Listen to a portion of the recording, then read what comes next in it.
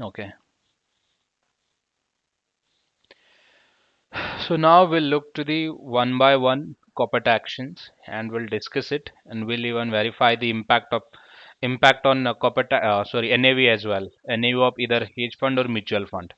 So what would be impact on hedge fund or mutual fund and their holdings? Okay. So first acquisition, you hardly you can see this corporate action event. So I'll put this at last, but it is not important one. Okay, so AGM, annual general meeting. Here in this particular corporate action event, we don't process anything. Okay, because it is for just an announcement purpose. So we'll announce something. For example, uh, Reliance want to announce the another the expansion of their business into retail segment. So they will invite the annual general meeting, or else they will invite the general meeting to announce that. Okay, so that is like announcement, or even so announcement. It's one of the corporate action. Why it is one of the corporate action events? Because once they invite or call the general meetings, they discuss something to announce something. So that is what we call it. Like AGM is also one of the annual general meeting, but it is like in that particular corporate action event, that AGM we don't process anything, but here we used to check the votings. Okay, so I'll write it here. So process wise, we'll check the votings, because eventually we create even corporate action events not in a system. It is like dummy corporate action we do create, and we send the notification to all the stakeholders, so they can cast their vote as per the the requirement or benefit, or as per the holdings whatever they have. One shares will be have one vote, correct? So that is how we'll calculate the voting. So how many votes that we have received against for which payout or options or whatever schemes or plan, whatever we are going to discuss. As simple as that. So here we don't debit or credit anything, and there is no impact on NAV. Market type, here don't need to check market type. Announcement type, even there is no need to check announcement type. But yes, so in AGM they announce something, so that is something different. Okay, so don't be confused in it. If in the AGM they are announcing the assimilation or bankruptcy, bonus issue, rights, so for that matter the dates definitely we consider. But when we look to the AGM, only annual general meeting, so there is no need to count any dates and all.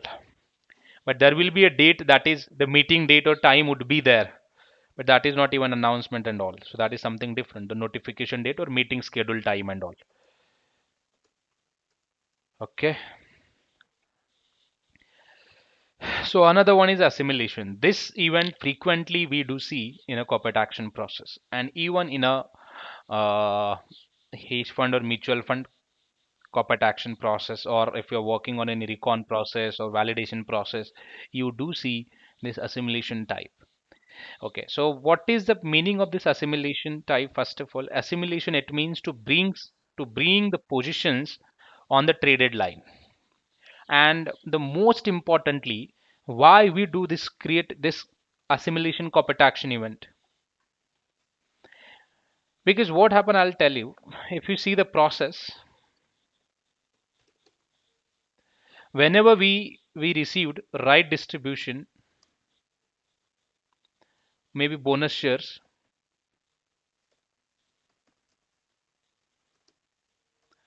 or maybe any other this stock coupon,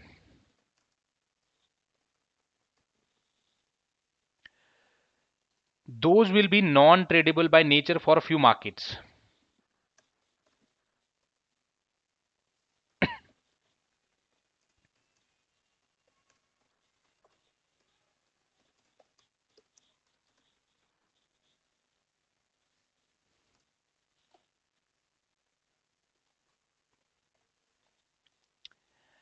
And as we know that if the instruments are non tradable, okay, then we cannot transfer that, or we cannot do the trade into that particular securities, or we won't be able to sell that securities to someone else. Correct? So what we'll have to do then, we'll have to convert into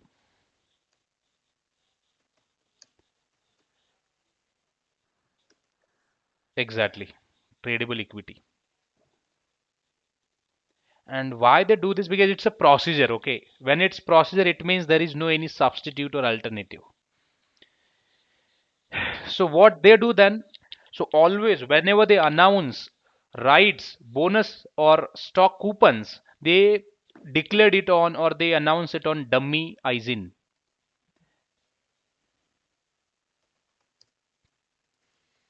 Dummy ISIN. Why dummy ISIN? Because see, when you offer right distribution to the any any shareholders, what they do first, they will submit their interest first, correct? Whether they want that rights or not, and if they want, they will subscribe it. Once they subscribed, then only we'll have a data, yes, so we have received subscription for those trades, and then accordingly you can process subscription offer to them, correct? Okay, so I'll so this figure is also important. Let me draw something for you. These are your right distributions, okay? And even let's say these are your stock coupon. Okay, not stock coupon, so it will be confused for you. This is also important because this is one of the even critical activity, and most of the time you will see the argument on this particular part, right? How they process and all. Okay, so when they offer the rights, so they ask to submit your opinion, because it is not a foreseeable action that once the company announce event, so that all shareholders should participate into that particular corporate action event. So it is not a mandate provision. It is like voluntary. Once they offered it, right? Once they offered it, so there will be an option that whether you can submit your subscription or not. For example, IPO, there is no restriction on anyone. It is like freely available to all. You can submit your application, but we'll decide how much stock that we can offer to you. Correct? The same way, yeah, exactly. The same concept will be here, but in a different way, because rights that we do offer to the existing shareholders. But after rights, in a system that will create first event, right distribution, there then will be subscription offer.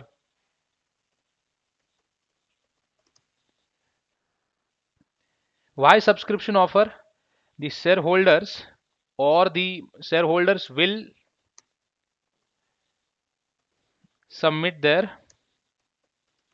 vote or the subscription details, I would say.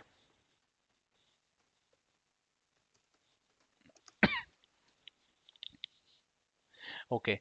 When they announce right distribution, they announce ratio as well.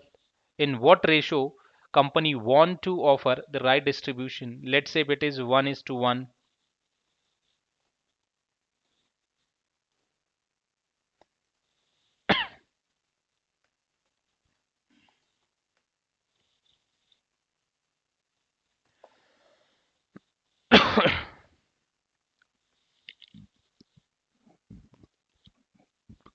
Okay. The ratio is 1:1. The first the first corporate actions that will create as a right distribution into our system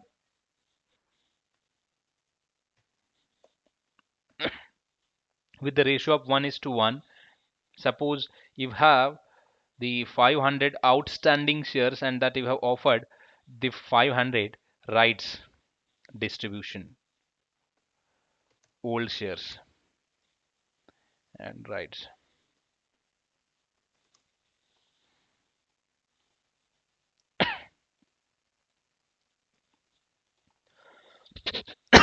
So whenever you will offer or announce the rights, so those will be announced on a dummy line. Dummy means it's like just the dummy account that you have created, and the The dummy account, it means it's a non-tradable line.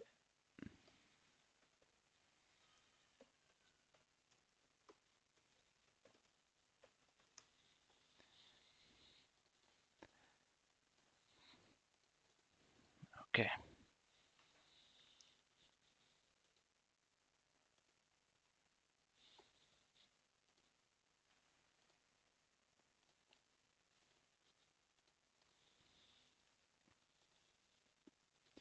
Okay.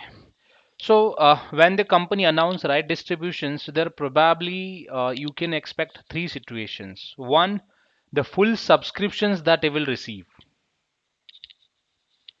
means the 500 shares can be subscribed, and if this happened, so that event that we treated as a subscription offer,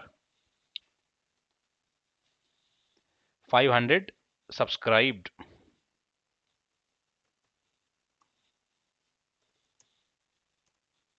correct? Then another situation would be people, they cannot subscribe because they see why we again go with the right distribution. From a company side, company is looking for additional capital, and from investor side, if the business is strong, for example, if TCS want to issue the right distribution, then most of the people they will participate into right distribution because the rights will be offered on a discounted price. So we'll have a speculation in our mind. So once we participate into right distribution and once the rights will listed on a stock exchanges, so we'll have a exposure of market price as well. Suppose let's say market price is at 3,800, so it can be and when the rights they are offering on a 3,000. So once the shares will listed, so market price will be at around 3,600 or maybe 700. So you will have exposure of that market gain or benefits, right? But the company's fundamental should be strong from investing point of view. But yes, so once they offered, so they can, and if they if the total shareholders, if they subscribed 500, so it means so that all the positions that will have to put it under the subscription category or subscribed category because those have been subscribed now. And if investor, let's say if the company is like uh, any, like let's say the government's any bank, PNB bank or any bank, and their fundamentals are not good, and now they have offered right distribution, so in that case their shareholders might not show the interest in that right distribution event. And unfortunately, if you don't have received any subscription request, so it means all the holdings will be lapsed, or even sometime we call it techno action. And in such a case, if you're working on a the NAV, and if you have seen that the rights was offered but later on it has been lapsed, so in such a case you don't need to consider those rights into the NAV calculation process to consider the NAV validation and all, because lapse it means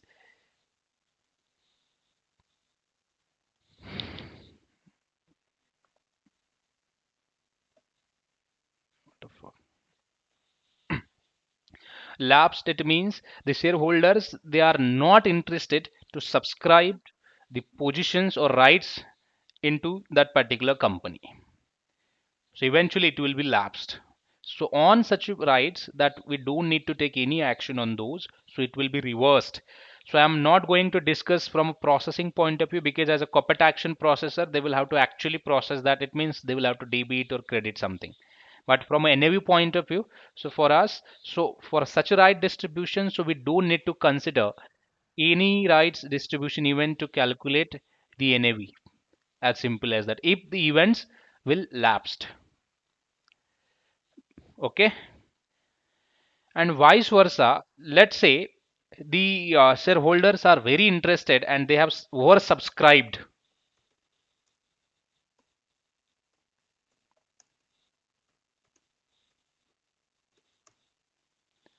to that particular right distribution event,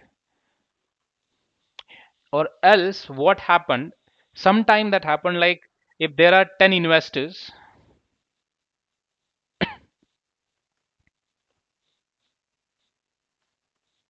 we see E, F, G, H. How many? Eight. Because everyone hold equal positions.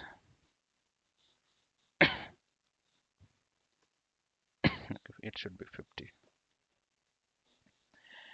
These are the old positions, and now company announce rights. So if they don't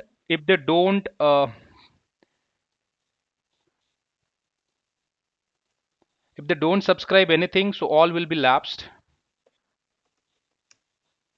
So in this case, you don't need to process anything, so it will be just reversed from the dummy account to the company's account. Another would be like fully subscribed.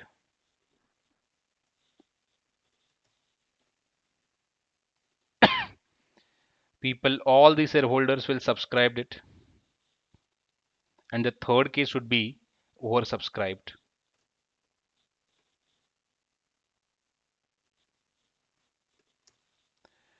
The term you can see in the IPO as well. Sometime they mention like the IPO has been oversubscribed by the shareholders or retail investors or maybe the anchor investors and all. So oversubscribed it means so there is a demand for only 500 securities and people they have shown the interest for a double the their holdings. For example, if they have 50, so they are mentioning about they want 100 right distribution. If you are mentioned 75, if you mention 85, if you mention 100, if you mention 200, so they're expecting more right distribution. And when this happened, when the business has a strong fundamentals, otherwise nobody can subscribe shares, twice, thrice. And even the same thing happened with us while participating in the IPO event as well. If the company's fundamentals are strong, then we do subscribe, we do look for a more and more units. And that is what we send a request for a more subscription as well.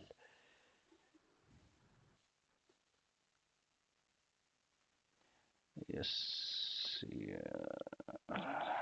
subscribed. Okay, and few maybe might uh, they show their interest for this. Let's see how it goes count. Total demand will calculate.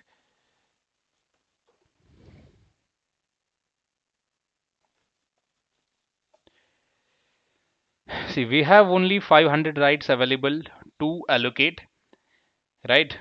But we have a demands for extra 310. So it means your right distribution event has been oversubscribed by the investors. So in that case, if you have any extra positions which is in your account, so you can allocate to them. But this decision it cannot be take quickly, as simple as that. So there would be a procedure which is that you need to inform to the regulator that the you have received the oversubscription for your the right distribution event, and accordingly you will have to inform to the registrar, so they will consult with the legal bodies of governments, and accordingly when they will check the valuations of your companies and all, and then after they will issue the shares, that the extra shares to the shareholders. This is the one possibility you can see in this event. And the another one is, so what happened? First five, they are not interested in this particular action. And the another five, let's say they are interested for more quantities. So in that case also, your event will be events has been subscribed, means oversubscribed, because few they are not interested but few are interested with the double quantity, so you will have to adjust the event ratio and all, so you will have to process corporate action to that, so you can adjust their positions to them, means to their shareholders.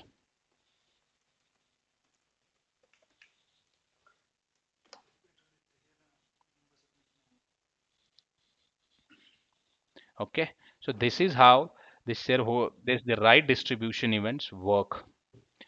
But now the points come to the assimilation event.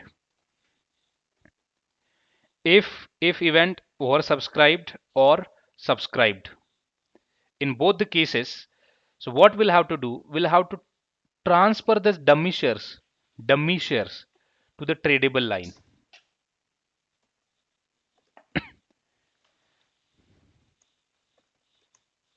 Trade line, it means, I'll show you something. This is my demat account, correct? If I participate in LTI's right distribution event, and if they announce something, so it is a procedure, because first of all I cannot see all the positions here only. So the positions will be where, in the corporate action section, so where I can check the positions and accordingly I can participate into it.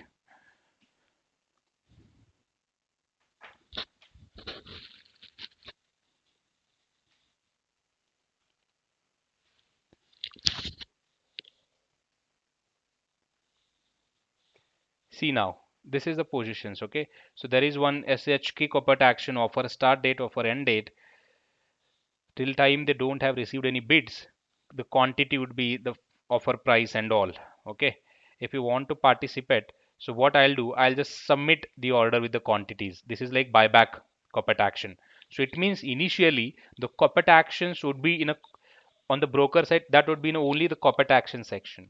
So here I'll send my request. If I want to participate in the buyback offer, so I'll just put the quantities, so how much that I have, and I'll participate into it. And once I'll submit, so that order will goes to the corporate action team.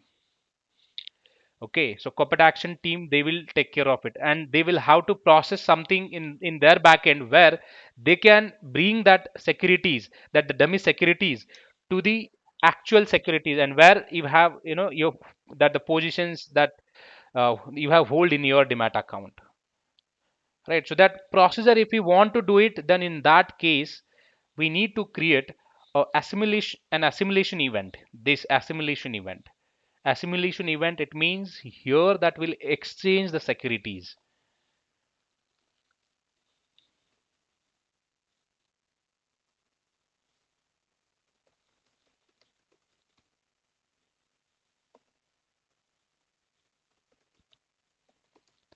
Old versus new.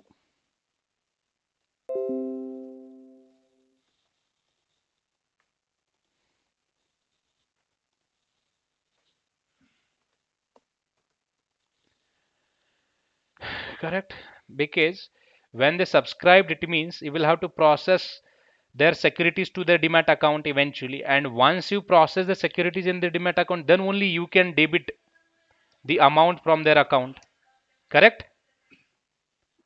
Huh. So that is what we need, a assimilation event to process the right distribution event to transfer the securities to the trade line. And here, let's say, if we take this example, subscribed, so after subscription, so we'll create a assimilation event, corporate action event, to debit the old dummy securities from the account, that the dummy account event, and will credit the actual tradable securities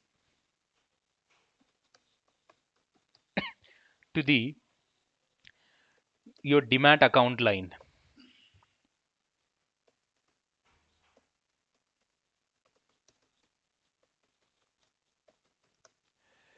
where you have the account.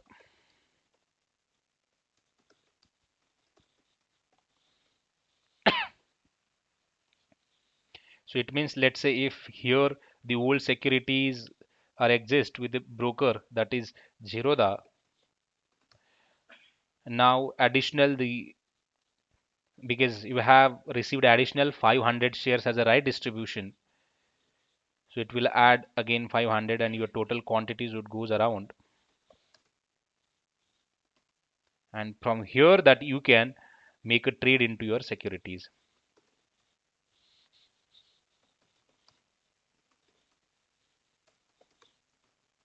buy and sell.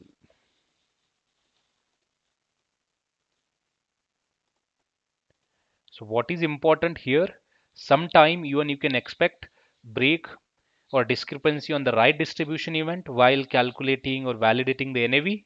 Sometime you can see the break in the subscription event, that the positions have not been subscribed, or maybe oversubscribed, maybe subscribed. So accordingly, we'll have to take action. Action would be like, if it is subscribed only, we can consider those, and if it is oversubscribed, so where we need to adjust those securities proportionately, and then only we can consider our proportion to calculate the NAV. And if it is then subscribed, so there will be another one corporate action event, that is assimilation. This event we used to exchange the old securities. It means the dummy securities versus new securities, because actually through this corporate action event will transfer your common stock to your account and will debit the cash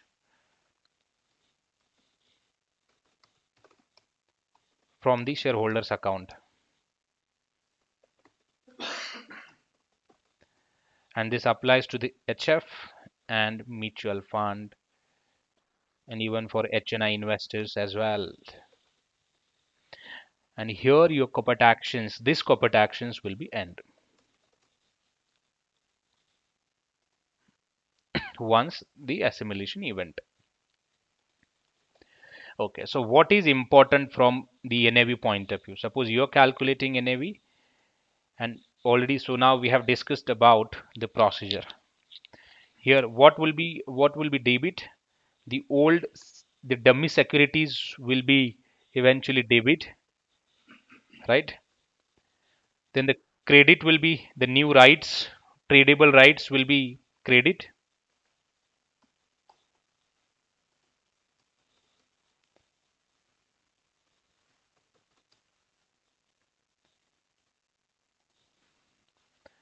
And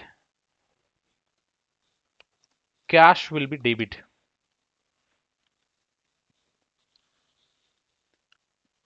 One more column that I need to add. Rights will be credit. Rights distribution.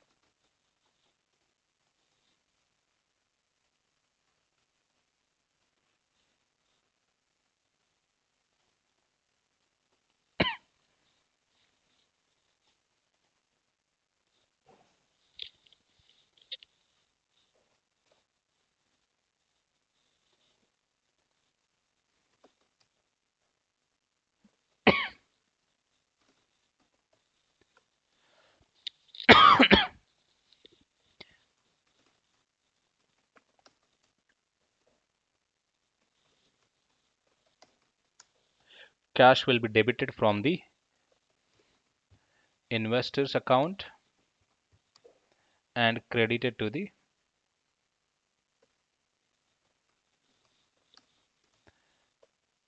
issuer's account.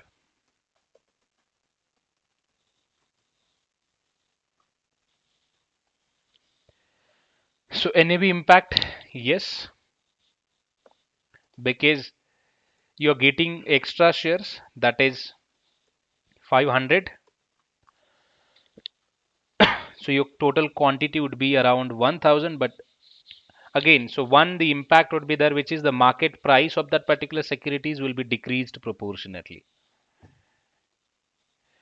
But the impact would be that you are paying something, so you are actually paying cash to purchase that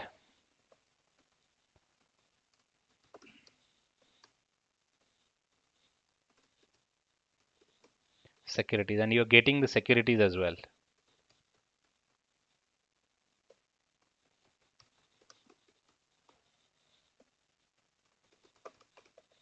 So it means there would be impact on a corporate actions as well.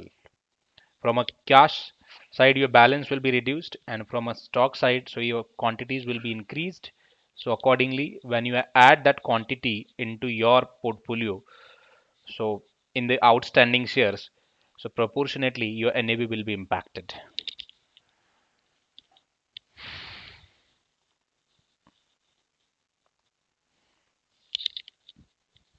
right? And market type depends again here, that is ex date market type. or maybe recorded market type.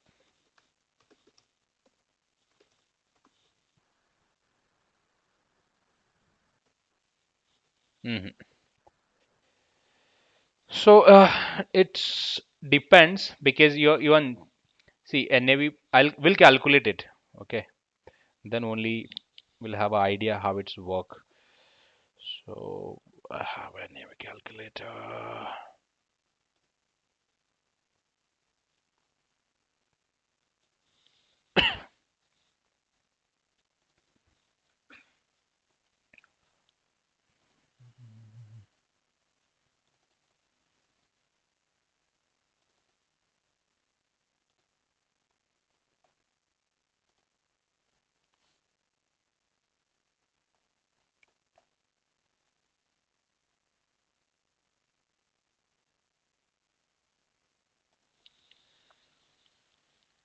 Mm,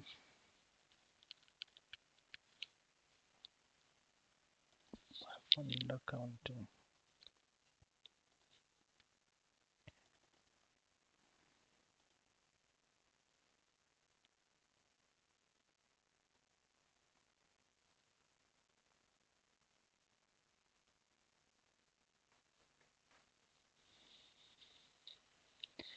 Leave it here.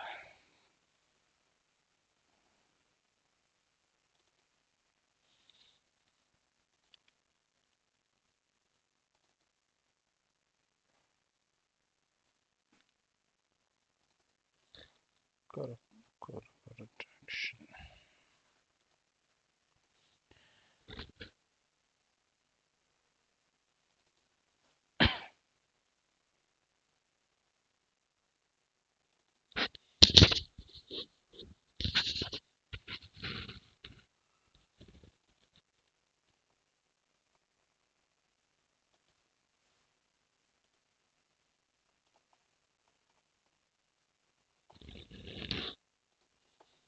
क्या क्या निकलता पता नहीं.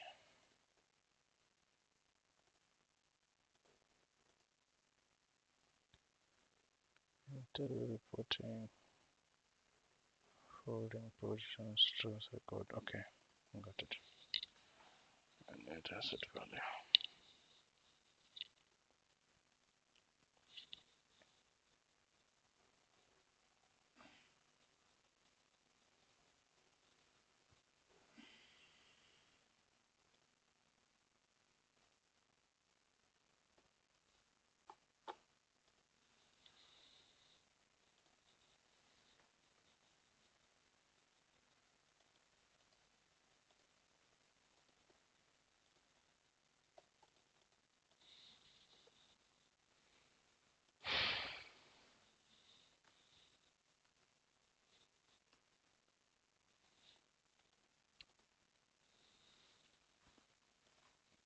Okay, so we'll put it this into the example and let's see.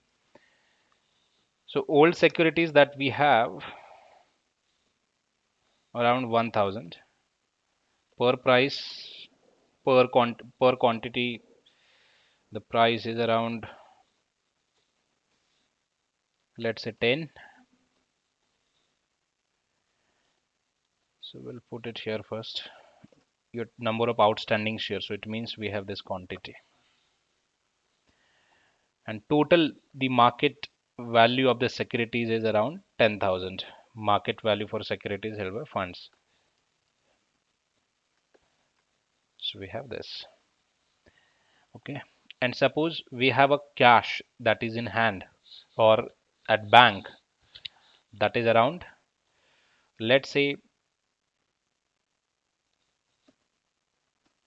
$2,000.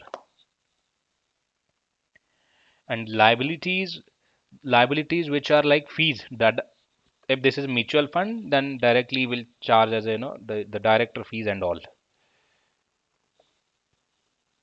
And here we do charge like expense ratio. Directly we charge 2 point up to 2.5% expense ratio on the total asset under management. Means direct will charge this amount. That's it, 2%. And if it is charged, let's say if we charge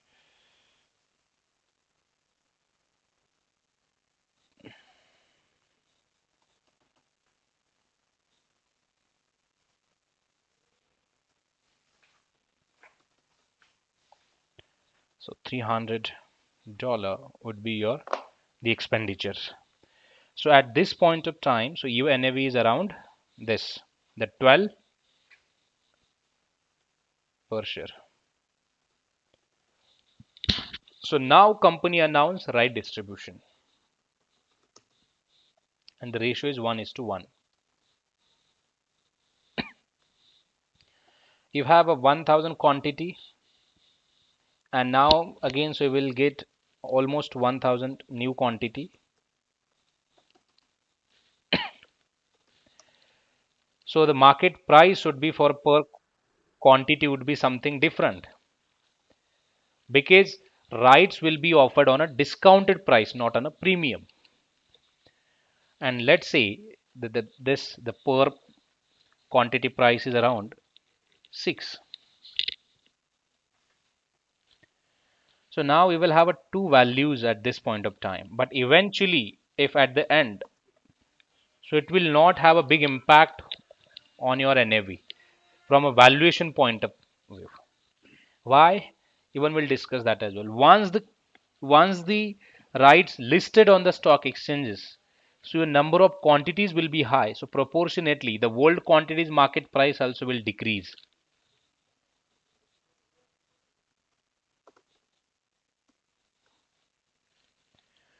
Okay, so it will be averaged. Now you have a 6, and the market price of the securities is 10. And if we do in this way, so let's say do the average, and the quantities would be 2000. So price would be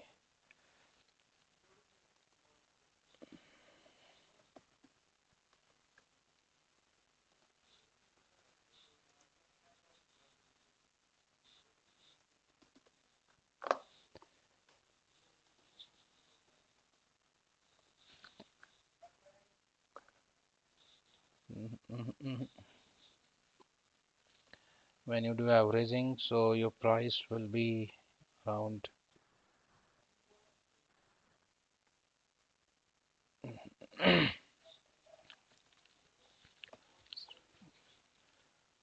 2000 quantity for per unit. So value would be around this first of all though. But for averaging, so how much would be?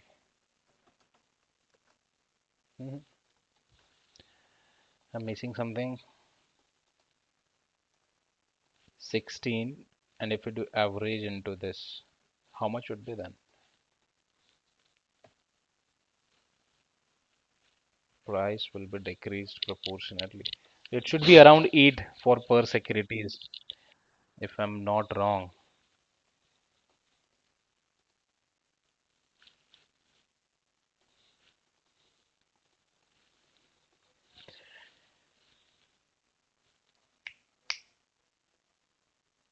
इसका ज़्यादा होगा ना,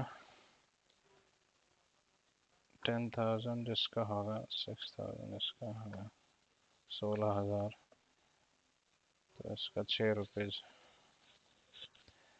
but इसको अगर मुझे इसको भी कम कराना, इसको कम, इवेंचुअली ये कम ही हो जाएगा, कम हो जाएगा तो इसका प्राइस प्रोपोर्शनेटली कम होगा, तो कितना होगा 8,000। अगर मैं दोनों का इक्वल प्राइस करूँ तो कितना आ जाएगा, इक्वल 8, हाँ 8 ही आ जाएगा। तो ये दोनों का प्राइस मतलब जब मार्केट पे हिट होगा, राइट, जब मार्केट पे हिट होगा तो एवरेज प्राइस दोनों का, इन दोनों का एडजस्ट होके 8 तक आ जाएगा। सो इवेंचुअली देखो तुम्हारे ओल्ड शेयर्स की प्राइस कम हो गई, जो इससे इसके साथ यानी भी ये था, एंड अब इसके साथ तुम्हारा 6 जो था ये ऐड हो रहा है उसमें, तो इसका भी एन अभी 8 हो जाए, मतलब जो मार्केट वैल्यू है उसके हिसाब से अगर मैं कंसिडर करूँ, so my value will be around 8। अभी इसके साथ अगर मैं डिवाइड कर देता हूँ, सॉरी मल्टीप्लाई कर देता हूँ, तो मेरा वैल्यू कितना रहेगा?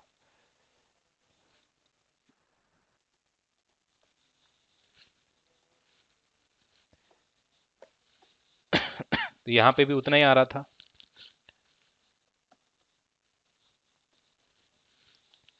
अभी अगर मेरा कैपिटलाइजेशन में चेंज नहीं आ रहा है इवेंचुअली, तो मेरा एनएवी में क्या चेंज आएगा, तो देखते हैं। जो मेरा यहाँ कैश जो था, कैश मेरा यूटिलाइज हो गया, करेक्ट, क्योंकि जब मैं कोई नई बाइंग कर रहा हूं तो मैं कैश निकाल के ही बाइंग करता हूं, मैं दूसरा तो कैश नहीं डालूंगा ना एक्स्ट्रा। तो यहाँ मेरा 1000 कैश चला गया, मेरा कितना कैश चला गया 1000 क्वांटिटी के लिए 6000। तो 6000 चला गया, तो मैं पहले अमाउंट बढ़ा देता हूँ यहाँ पे, नहीं तो कैलकुलेशन अपना नहीं होगा। चलो मैं 7000 कर रहा हूँ। मेरा जो कैश पहले मेरे पास था वो 7000 था, बट अगर मेरा कैश कुछ चला गया है तो वो है 6000। तो मेरे पास अभी कैश जो बचेगा, मैं जब भी next day when I calculate देने भी, मेरे पास सिर्फ इतना कैश बचेगा, क्योंकि बाकी का चला गया है। अब क्वांटिटी जो मेरे पास रहेगा, वो क्वांटिटी मेरे पास आ रहा है, एक्स्ट्रा कुछ ऐड हो रहा है, तो 2000। एंड जो वैल्यू जो मेरी मिल रही है मुझे, मार्केट वैल्यू जो मिल रही है मुझे, फेयर वैल्यू अभी, वो कुछ अराउंड है 16000। पहले कितनी थी एनएवी बिफोर दिस? अगर मैं इसको सेवंथ, नहीं, ये बाजू में निकाल देता हूँ स्नीप, फिर कंपेयर करो। अभी एग्जैक्टली यही सीन तुम्हारा प्रैक्टिकल लेवल पे ऐसे ही काम करने लगता है, एंड वो एक्सेल बेस ही टेम्पलेट्स होते हैं, कुछ अलग नहीं। वहाँ पे थोड़ा सा भी एक म्यूचुअल फंड का करना है तो बहुत बड़ा कर, हमें हमने एक स्टॉक का ही पकड़ लिया है ना, तो वहाँ पे थोड़ा सा बड़ा होता है। ये जो एक्सेल का कैलकुलेटर जो होता है बहुत बड़ा होगा, एक पूरा पेज भरेगा वो। अभी मेरे पास जो पहले की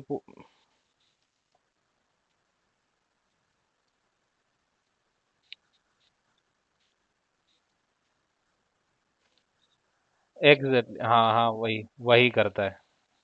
अभी ये जब भी कोई वेरीफाई करेगा ना, अभी तुमने ये कैलकुलेट कर दिया, तुमने सेव करके रख दिया, तो वो ओपन करेगा, वो चेक करेगा, उसमें कुछ दिख रहा है, बोलेगा कि यार तुमने तो सिक्योरिटीज कम ले लिए, तुमने तो 1000 लिए, तुमने तो 2000 लिए, तुमने तो रेशो कम लिया, क्योंकि ये रेशो भी रहते हैं ना, तो ये सब चीज़ें दिखती है कहीं ना कहीं से हम लेते हैं। तो बोलते हैं कि अरे यार यहाँ पे रेशो में डिफरेंस आया था, यहाँ पे 10 नहीं था, 9 ही था, यहाँ पे मार्केट में कुछ, जैसे कि अभी यहाँ पे हो सकता है 6 की जगह 2 पॉइंट था, तो इतना डिफरेंस आ रहा है। यहाँ पे 10 की जगह बोल सकता है कि वो यहाँ पे 18 था, तो तुमने सिर्फ 10 ले लिया, ठीक है ना। या फिर कभी कभार ये ऐसे होता है ना कि फ्रैक्शन में लेना भूल जाते हैं, तो कई सारी ऐसी छोटी छोटी चीज़ें हैं जो तुम्हारा मेकर, सॉरी चेकर है, वो वेरीफाई करके निकालता है। बाकी जो प्रोसेसिंग करने का जो तरीका होता है, यही तरीका होता है, बाकी कुछ नहीं। अभी ये फीस, अगर तुम बोलोगे कि फीस कौन देता है, अभी लाइबिलिटीज कौन बताता है कितनी है, ये तुम्हारा फंड मैनेजर कंफर्म करता है, किस फंड के लिए कितनी लाइबिलिटीज है, क्योंकि उसी को पता होता है ये एक्चुअली वहां पे काम कर रहा है, एंड एक्चुअली इसी के पास पूरा मेमोरेंडम है कि मैं कितनी फीस चार्ज करने वाला हूँ पर्टिकुलर फंड के लिए। एंड इसलिए ये फीस तुम्हें नोटिफिकेशंस आते हैं, इनवॉइसेस आते हैं, फंड के इनवॉइसेस बोलते हैं इस चीज को, ये इनवॉइसेस आते हैं तुम्हें। ये इनवॉइसेस जब आते हैं तो उसी के ऊपर रेट मेंशन होता है, एक्सपेंस रेशो कितना है, तो वो तुम्हें चार्ज करना है, एंड फिर एनएवी कैलकुलेट करने के लिए बैठना है। अभी ये तो मैंने एक स्टॉक का किया, ऐसे तुम्हारे पास ऐसे मानो कि 50 स्टॉक है एक फंड के अंदर, तो 50 के अंदर 50 के 50 के ऊपर कॉर्पोरेट एक्शन अनाउंस नहीं होता है, ठीक है, हर दिन नहीं होता है, बट हर दिन किसी न किसी के ऊपर कुछ ना कुछ होता ही रहता है। नॉर्मल अगर एजीएम भी होता है तो भी जाके हम चेक करते हैं भाई क्या हुआ, अगर एजीएम है तो कुछ उन्होंने पे वगैरह करने का बोला है क्या, कुछ है क्या, नहीं है तो ठीक है, फिर if it is plain announcement then that is fine. But जो मोस्ट ऑफ द, जैसे अभी देखो यहाँ पे तो हमने, मुझे प्री वाला चेक करना था, तो प्री वाला अगर मैं चेक करने के लिए जाऊँ तो मेरे पास होल्डिंग इतना कैपिटल तो था, मेरे पास ये ज़्यादा ये था, इतना 1000 क्वांटिटी था। तब मेरा जो एनएवी था, एनएवी मेरा 17 था, करेक्ट।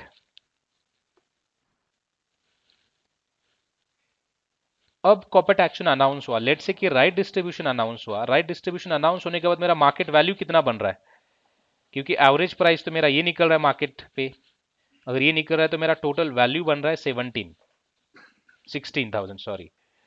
मेरा कैश प्रोपोर्शनेटली कम हो रहा है, क्योंकि मैं उसी कैश से मैं नई राइट डिस्ट्रीब्यूशन मैंने परचेस किया हुआ है, तो यहाँ पे मेरा कैश जो बच रहा है अभी 1000 ही बच रहा है।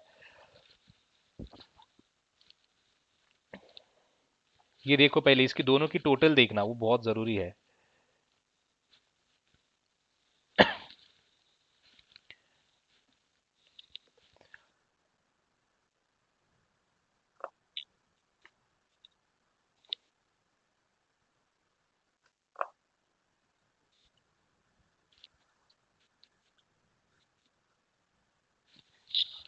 नहीं, तुम्हारा एनएवी एनएवी एनएवी जो है ना, ये जो एनएवी है ना, एनएवी देखो, प्रॉब्लम एनएवी नहीं है। देखो, तुम्हें मैं अभी और एक चीज बता देता हूँ। जैसे कि तुम्हारे ये जो वैल्यू होती है ना, मैंने ये वैल्यू पहले चेक करने के लिए बोला तुम्हें, ठीक है। पहले तुम्हारे पास कैश था 7,000 का, अब तुम्हारे पास कैश हो गया 1,000 का, क्योंकि 6,000 निकल गया। पहले तुम्हारे मार्केट वैल्यू थी 1,000 क्वांटिटी की, वो थी 10,000, अब है उसकी 16,000। When you check your valuations, valuation में कुछ बदलाव आया?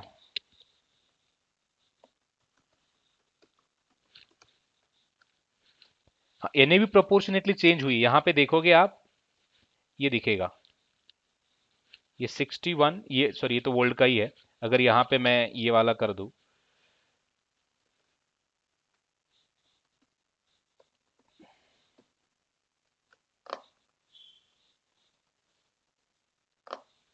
यहाँ पे 17 दिख रहा है मुझे, क्योंकि मेरे नंबर ऑफ क्वांटिटीज 1,000 है, उसी के हिसाब से जो मेरा वैल्यूएशन था इतना है। ये पूरी चीजें मैं कैलकुलेट करूंगा तो ये मेरा एनएवी है। बट द पॉइंट इज, तुम्हारा एनएवी चेंज होगा, लेकिन जो तुम्हारा मार्केट वैल्यू रहेगा, टोटल जितनी वैल्यू थी तुम्हारी होल्ड, जितनी भी मतलब एक तुम्हारे फंड की वैल्यू में कुछ भी बदलाव नहीं आएगा। वैल्यू में क्यों?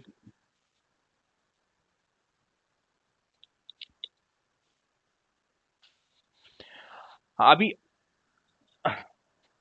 हाँ, ये नेट एसेट वैल ये एग्जैक्टली, ये तो नेट एसेट वैल्यू है। मतलब पर शेयर जब निकालोगे तो ये पर शेयर तो चेंज हो ही जाएगा, क्योंकि पर शेयर तुम्हारे जैसे नंबर ऑफ शेयर्स बढ़ते हैं, तो तुम्हारा इवेंचुअली पर शेयर्स वैल्यू जो निकलेगा वो चेंज हो जाएगा।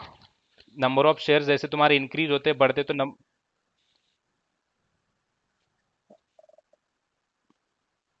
हाँ, जैसे कि पहले मेरे पास 2,000 हो जाएगा यहाँ पे, और यहाँ पे मेरा वैल्यू वैल्यू बढ़ेगा, यहाँ पे वैल्यू कम होगा, कैश मेरा प्रोपोर्शनेटली कम होगा ना, मैंने कैश से ही खरीदा है जो भी खरीदना था। ये जो कैश दिख रहा था मुझे, ये जो है लाइव इन्वेस्टमेंट होती है, जो दिख रहा है तुम्हें ऐसा वाला पोर्शन है, ये ऐसे वाला पोर्शन है, होल्डिंग दिख रही है मुझे, तो इसकी वैल्यू जो होगी करंट वैल्यू, ये वही वैल्यू है मेरी, ये वाली। बट बाकी जो दिख रहा है तुम्हें, अभी इसमें बताता हूं मैं, ये जो दिख रहा है पोर्शन मेरा, ये कैश है। अभी ये कैश है मेरा, तो ये कैश दिख रहा है मुझे, तो मैंने ये कैश यहाँ पे ले लिया।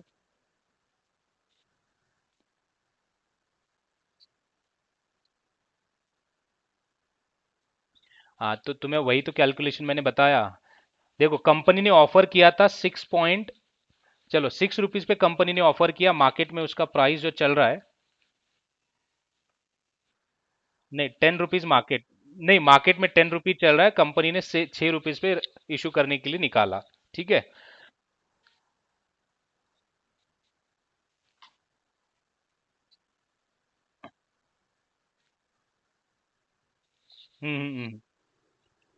कैसे? अरे बाबा सुनो, ये जो देखो, जब तुमने परचेस किया ना, परचेस करने के बाद जब पोजीशंस तुम्हारे अकाउंट में आती है, तो ये जो प्राइस होती है ना, देखो करंट मार्केट प्राइस कितनी है, ये है, ठीक है।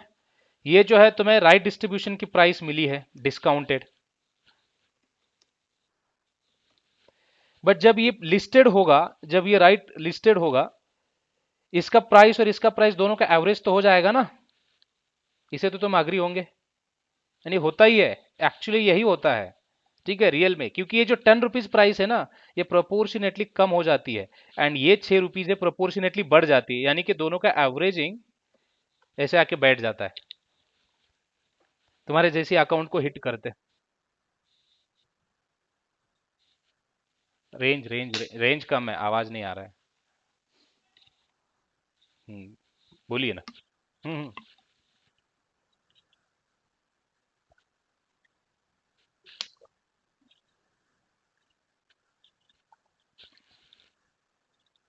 हाँ, तो तुम्हें इसलिए तो मैंने बताया कि 99% केसेस में राइट डिस्ट्रीब्यूशन फुल्ली सब्सक्राइब नहीं होते हैं। इसलिए मैंने तीनों सिनेरियो जो तुम्हें यहाँ पे बताए, उसी का लॉजिक क्या था, यही था कि हर कोई जो राइट डिस्ट्रीब्यूशन आ रहा है वो सब्सक्राइब होता है, ऐसी बात नहीं है।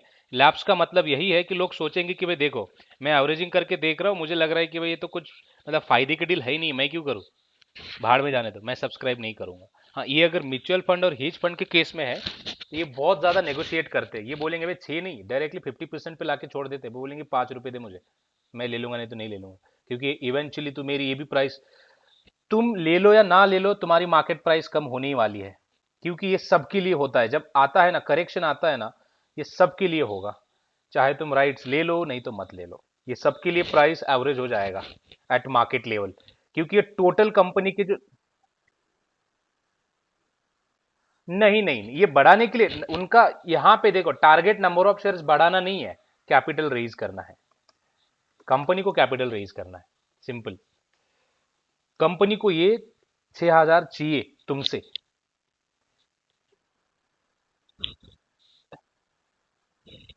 जाता ही है वो तुमने, जितने भी कॉर्पोरेट एक्शंस आते हैं, जितने भी बोल रहा हूं मैं, उसके बाद जैसे कि रिवर्स स्प्लिट हुआ, स्टॉक स्प्लिट हुआ, पूरी की पूरी मतलब जैसे बोनस इश्यूज हुआ, तुम्हें बोनस में भी जो शेयर्स मिलते हैं ना वो भी हुआ, तो पूरे मार्केट करेक्शन हो जाता है, तगड़ा करेक्शन आता है उसमें, अगर बोनस इशू में भी, अगर बोनस इशू केस में सेम होगा, हाँ बोनस इशू के केस में ये होता है, तुम्हें वो बता देता हूँ, जैसे कि राइट्स के इशू में तो ये चेंज हो रहा है, जैसे कि अभी यहाँ पे देखो मेरा जो अ, ये बैलेंस जो रहेगा ऐसे रहेगा अपना,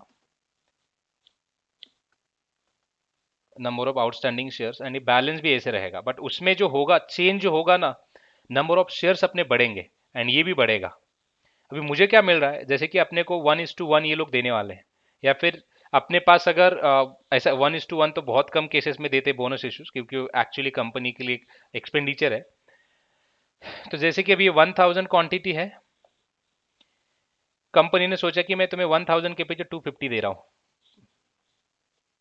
250 शेयर्स में तुम्हें दे रहा हूँ, एंड उसकी प्राइस जो होगी, ये मार्केट प्राइस के हिसाब से ही आता है इवेंचुअली, बट एक्चुअली वैसा फंडा नहीं होता है, मार्केट प्राइस यानी कि जो लिस्टिंग के बाद जो प्राइस मिलेगा वो प्राइस होता है, बट मार्केट का फंडा जो ये कहता है कि अगर तुम्हारा सप्लाई ज्यादा हो जाता है कॉर्पोरेट एक्शन के बाद, तो प्रोपोर्शनेटली तुम्हारी डिमांड तो रिमेन सेम ही होती है, डिमांड सेम है मतलब इवेंचुअली इसका प्राइस पे अफेक्ट हो रहा है, तो प्राइस पूरी करेक्ट होती है, बट इसकी जो बुक बिल्डिंग होती है, ये बोनस इशू जो होते हैं, इसकी भी एक प्राइस डिफाइन की जाती है, इसकी मार्केट प्राइस डिफाइन नहीं होती है, ठीक है, जैसे कि अभी अगर मार्केट में मुझे 10 चल रहा है, तो मैं 10 रुपीज वैल्यू का एक शेयर्स नहीं दे रहा हूं, मैं क्या कर रहा हूं कि एक्चुअली देखो, इसमें लॉजिक ये कहता है, कंपनी को ना अपने कैपिटलाइजेशन के ऊपर भी एक रिस्ट्रिक्शन होता है, नंबर ऑफ शेयर्स के ऊपर भी एक रिस्ट्रिक्शंस होता है, कंपनी ने क्या कर दिया कि कंपनी ने 1,000 शेयर्स, कंपनी को हाईएस्ट लिमिट है, तो कंपनी को बोला गया है कि भाई चलो कि तुमने, अगर तुम्हें मैं एक्सटेंड कराने दे रहा हूँ, सेबी बोल रहा है तो मैं तुम्हें सिर्फ 250 शेयर्स और तुम निकाल सकते हो, बट मेक श्योर कि तुम्हारा जो मार्केट कैपिटलाइजेशन होगा, अब जैसे ये जा रहा है, समझो कि अगर मैं यहाँ की बात करूँ 10 के हिसाब से 10,000 जा रहा है, तो ये 12,000 के ऊपर जाना नहीं चाहिए, तो कंपनी क्या करेगा फिर, अभी कंपनी के पास सिर्फ 2,500 ही बचे हैं, जो 2,500 कंपनी सिर्फ बढ़ा सकती है, उससे ज्यादा तो नहीं बढ़ा सकती, तो अगर मुझे 2,500 बढ़ाना है तो मेरे पास अभी 1,200 क्वांटिटी हो गए, एंड 12,500 रुपये मुझे ये टोटल कैपिटलाइजेशन जा रहा है, उसके ऊपर मैं कर नहीं सकता, तो ऐसे रिस्ट्रिक्शंस आते हैं कंपनी के ऊपर, तो ये क्या करते हैं कि जब भी मुझे कुछ इशू करना है ना, तो मैं उसकी इंटरनल प्राइस एडजस्ट करता हूँ, या फिर क्वांटिटी मेरी वैसे हिसाब से सेट करके ले लेता हूँ, ताकि जो मेरा टोटल कैपिटलाइजेशन रहे मार्केट में, उसमें ड्रास्टिक चेंज ना आ जाए, वो बढ़ जाए तो भी दिक्कत होती है, ओवर कैपिटलाइजेशन नहीं होना चाहिए, अंडर कैपिटलाइजेशन नहीं होना चाहिए, ये दोनों भी टर्म्स है, बैलेंस रहना चाहिए, and number of shares capitalization के साथ मैच भी होने चाहिए, हाँ, बट जो पर्पज अलग अलग होते हैं, जैसे कि राइट डिस्ट्रीब्यूशन है तो कंपनी को एडिशनल कैपिटल चाहिए, तो कंपनी ले लेगा, तुमसे उठा लेगा तुम्हारे जेब से पैसे, हाँ उसमें क्वेश्चंस की जो पॉसिबिलिटी बनती है कि ये जरूर क्वेश्चंस आएगा कि भाई देखो, ये जो टोटल कैपिटलाइजेशन है उसमें कुछ चेंज नहीं आएगा, क्योंकि प्रोपोर्शनेटली मार्केट में शेयर्स करेक्ट हो रहा है, तो मुझे एडिशनल शेयर्स भी मिल रहे हैं उतने वैल्यू के, मेरे जेब से उतना पैसा भी जा रहा है, तो मेरा वैल्यूएशन भी निकल रहा है उतना, तो यानी कि जो मेरी टोटल एसेट का जो तुम्हारा फंडा है, उस पर जो नेट एसेट जो बचेगी आफ्टर डिडक्शन ऑफ लाइबिलिटीज या फिर फीस बोलते स्पेशली, तो कुछ चेंज नहीं हो रहा है मेरे इसमें, बट जो पर शेयर्स की जब मैं वैल्यू निकालूंगा, पर शेयर्स या फिर पर यूनिट की निकालूंगा, इसमें तो पर शेयर्स भी चेंज होगा, क्योंकि पर यूनिट वैल्यू पे जाएंगे, तो मेरी यूनिट वैल्यूएशन अगर मेरा चेंज नहीं हो रहा है, तो पर यूनिट पे कुछ चेंज नहीं होगा, पर शेयर्स पे चेंज होगा, तुम्हारा पर शेयर जो भी वैल्यू, क्योंकि नंबर ऑफ शेयर्स मेरे चेंज हो जाते हैं। जैसे कि पहले 10 रुपए थे तो अभी 8 रुपए हो रहा है, पर शेयर्स मेरा निकल रहा है यहाँ पे। जैसे अपन ने किया कि ये अभी 8 रुपए वैल्यू जा रहा था, बट अगर मेरा टोटल वैल्यू 17 है, यहाँ पर भी 17 है, बस कुछ वैल्यू बढ़ रहा है तो यहाँ पे कैश कम हो रहा है, कैश ज़्यादा था तो वहाँ पे वैल्यू कम था, वाइस वर्सा। तो उस केस में अगर मेरा वैल्यूएशंस पे चेंज नहीं है तो मेरा एसेट पे भी कुछ चेंज नहीं होगा ज़्यादा। हाँ, बट ये भी रिकॉर्ड क्यों करना है, क्योंकि नंबर ऑफ शेयर्स ऐड होते तो उतना रिकॉर्ड तो मेरे बुक्स में चाहिए। एंड तो वही कंपनी को भी इंश्योर करना है कि, एंड या फिर जो एनएवी कैलकुलेट करने वाला बंदा है उसको भी यही इंश्योर करना है कि भाई देखो ये तो राइट्स अनाउंस हुआ, उसकी वजह से क्या चेंज हुआ मुझे वो दिखाना है। तो वो अपनी पूरी डिटेल्स कैलकुलेटर में भरता है, पूरी जो होल्डिंग होती है वो भरता है, फिर ये लॉक करता है एंड भेज देता है।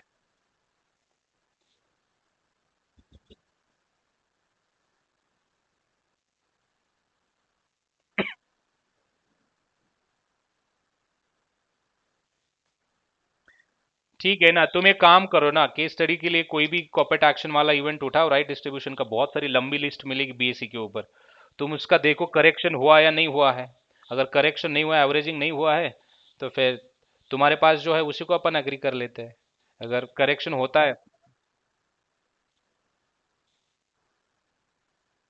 देखो ठीक है ठीक है ठीक है, तुम्हें बताता हूँ मैं। पहली बात, एनएवी कब चेंज होता है। अरे वो सुनो, एनएवी क्यों, क्योंकि तुमने जितना तुमने देखो यहाँ से कैश तुमने दिया तो उतने वैल्यू का तुम्हें सिक्योरिटी भी मिल रहा है। तो अगर तुम्हारे जैसे देखो रिवर्स स्प्लिट में, चलो ठीक है ये छोड़ दो अभी, रिवर्स स्प्लिट की अपन बात करते हैं।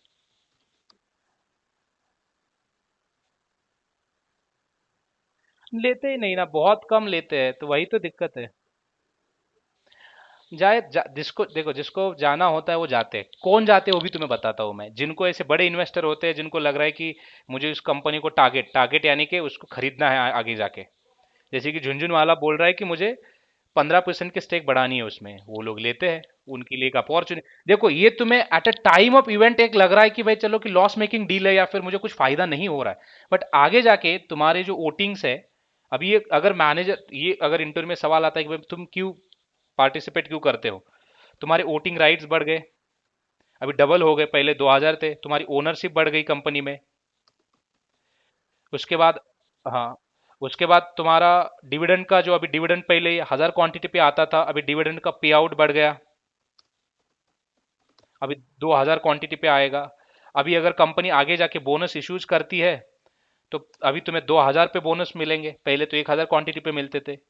अगर कंपनी आगे जाके ये डिसाइड करती है कि भाई चलो हम स्प्लीट करना चाहते हैं, पहले तुम्हारे पास सिर्फ 2000 शेयर्स थे, अभी अगर कंपनी ने चलो जैसे कि अभी ये इसने कर दिया था यार, क्या था, आईआरसीटीसी ने 1:5, यानी कि तुम्हारे पास अगर एक है तो तुम्हें 5 मिलेंगे, तो जैसे अभी 2000 है तो 10,000 शेयर्स मिलेंगे। तो ये जाके एक तगड़े वैल्यूएशन में कन्वर्ट होता है। क्योंकि इसके बाद जैसे कि अभी इस केस में भी 2000 की वैल्यू जितनी थी उतनी ही 5000, 10,000, सॉरी 2000 की जितनी वैल्यू थी उतनी ही 10,000 की रहेगी। इसमें वैल्यूएशंस में थोड़ा बहुत चेंज आता है। ये कब होता है, at a time of corporate action event, but later on, जैसे कि 1 महीना 2 महीने हुआ तो ये एक्चुअली वैल्यू एक तगड़ी बनना वहां से स्टार्ट हो जाती है। क्योंकि अभी ये 10,000 का जब मोमेंट मिलेगा तुम्हें, 10,000 शेयर्स के पीछे मोमेंट मिलना स्टार्ट होता है। जैसे कि अभी यहाँ पे 2000 जब ये था, यहाँ पे समझो कि पर प्राइस कुछ उसका 10 था, तो यहाँ पे अगर प्राइस बढ़ता था, अभी एक एक रुपये से बढ़ता था, तो मतलब तुम्हें 2000 रुपये से ही तुम्हें मोमेंट मिलता था। तो अभी अगर इस केस में अगर मैं देखूँ 10,000 के पीछे अगर तुम्हारा प्राइस जाके कहीं ऐसे बैलेंस होके 5 रुपये आया था, तो यहाँ पे अभी उसके बाद जो प्राइस तुम्हें बढ़ेगा, जैसे कि 1 रुपये बढ़ रहा है 5 के पीछे बाद में, उसके बाद तो 10,000 रुपये से मूवमेंट आ रहा है उसमें। तो ये एक्सपोजर होता है ये। ठीक है, ऐसे अगर कंपनी अगर तुम्हें राइट्स दे रही है, तुम्हें कुछ एक्स्ट्रा वैल्यू मिल रही है, तो फिर सभी लोग पार्टिसिपेट नहीं करते। तुम ये नहीं सोच रहे हो फिर, अगर तुम्हें राइट डिस्ट्रीब्यूशन से कुछ तगड़ा फायदा हो रहा है तो सब क्यों पार्टिसिपेट नहीं करते, फिर सभी ने तो करना चाहिए। तुम्हें भी करना चाहिए, बहुत सारे राइट डिस्ट्रीब्यूशन आते हैं, तुम देखते तक नहीं हो। मैं भी देखता तक नहीं हूं। अभी वो तुमको दिखा है इसलिए मैंने देखा हो बाय बैक ऑफर, क्योंकि मुझे पता है उसका कुछ फायदा है ही नहीं है शॉर्ट टर्म के लिए। जो लॉन्ग टर्म के लिए वैल्यू बनाना चाहते हैं, अगर कंपनी विप्रो जैसी कंपनी है, अगर मैं सोच रहा हूँ कि आने वाले 10 साल का मेरा टारगेट है, तो मुझे तगड़ा वैल्यू बनेगा मेरा। अभी विप्रो की बात करते हैं। विप्रो ने 2000 सॉरी जब 1986 समथिंग कुछ वहां से स्टार्ट किया था, तब से लेकर उन्होंने कम से कम 9 टाइम कॉर्पोरेट एक्शन अनाउंस किया था। उसमें से बोनस इश्यूज एंड स्प्लिट ज्यादा है।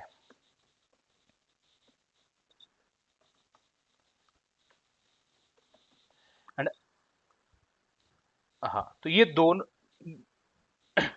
दोनों की अगर बात करें हम लोग, स्प्लिट और ये, अभी जो ज्ञानी है उसको समझेगा कि इसका लॉजिक और कितना बेनिफिट है। तुमने अगर ये 8 बार की मैं बात कर रहा हूँ, ठीक है, 9 बार, अगर उसमें से समझो कितना हुआ 10, चलो मैं 8 बार करता हूँ, उसमें से कंपनी ने 4 बार बोनस दिया एंड 4 बार स्प्लिट दिया, तुम्हारी वैल्यू कितनी बनेगी वो देखो। शॉर्ट टर्म का बेनिफिट कुछ भी नहीं होता है, जब इमीडिएटली तुम अगर एक्सपेक्ट करते हो कि ड्रास्टिक कुछ मुझे मिलना चाहिए, ऐसे नहीं होता है, ये कोई प्रोसेस है ही नहीं है। ये इसलिए क्योंकि हमने काम किया है फिर भी हमें पता नहीं होता है, नहीं क्यों कैलकुलेट करते, इसलिए कई सारे सवाल अभी भी दिमाग में रहते हैं। बोनस इश्यूज कंपनी ने, जैसे कि तुमने जब वैल्यू थी शेयर्स की कुछ 10 रुपए थी, मेरे ख्याल से 10 रुपए से अगर तुमने 10 शेयर्स अगर तब खरीद लिए होते, 10, तो तुम्हारा टोटल वैल्यू जो था उस समय सिर्फ 100 रुपीज था। मतलब यानी कि टोटल मार्केट कैपिटलाइजेशन जो तुम्हारा था 10 रुपए 100 रुपीज था। तो लेटर ऑन कंपनी ने बोनस दे दिया, बोनस जब दिया तो 1:1 दिया, तो तुम्हारे पास जैसे कि बोनस आया तो टोटल होल्डिंग हो गई तुम्हारी 20, पहले 10 थी 20। मैं अभी वैल्यू कैलकुलेट ही नहीं करूंगा, ये तो रहने दो, अभी एज इट इज रहने दो इसको। मैं अभी सिर्फ तुम्हें नंबर बताऊंगा कि कैसे कैसे चेंज हो जाता है पूरा कैलकुलेशन। फिर यहाँ पे जब 20 थे तो कंपनी ने फिर से कहा कि भाई फिर से हम 1:1 बोनस देना चाहते हैं, हमने बहुत प्रॉफिट कमा लिया। इस बंदे के पास पहले से 20 थे, ये बोनस होने के बाद फिर से 20 ऐड होंगे, इसके बाद हो जाएगी उसके पास 40, क्योंकि ये ऐड हो गए, पहले ओल्ड पोजीशंस थी, नहीं फिर से ऐड हो गई। तो मैं ये लिख देता हूँ तुम्हें तुम्हारे कैलकुलेशन के हिसाब से। बंदे ने कुछ भी नहीं किया, यहाँ तक कुछ ऐड नहीं किया, कुछ लिया नहीं, कुछ नहीं, कंपनी ने फिर से खुश हो गई, कंपनी ने, ये डेटा है अभी भी, ठीक है, मैं कोई ऐसे मनगढ़ंत कहानी नहीं बना रहा हूँ, you can go there and check it on the Wipro site, exchange site, and do the calculations कि ये बेनिफिट कैसे होता है। इमीडिएटली नहीं होता है कुछ भी। फिर उसको फिर से कंपनी ने बोला कि मैं अभी 1:2, मतलब जिसके पास एक है उसको मैं 5 देना चाहता हूँ, तो कंपनी ने 5 दे दिया, तो कितना हुआ, अगर 5 दे रही है कंपनी, मेरे पास 40 है, तो कैलकुलेशन अगर मैं करूँ 200 क्वांटिटी हो गया। फिर और नेक्स्ट ईयर कंपनी ने बोला कि अभी और मैं, और हम एक एक देना चाहते हैं, तो फिर से कंपनी ने एक देना स्टार्ट कर दिया, तो यहाँ पे कम से कम 200 क्वांटिटीज मिला, और उसके पास, बंदे के पास ऑलरेडी 200 क्वांटिटीज है, तो उसका हो गया 400। अरे ठीक है।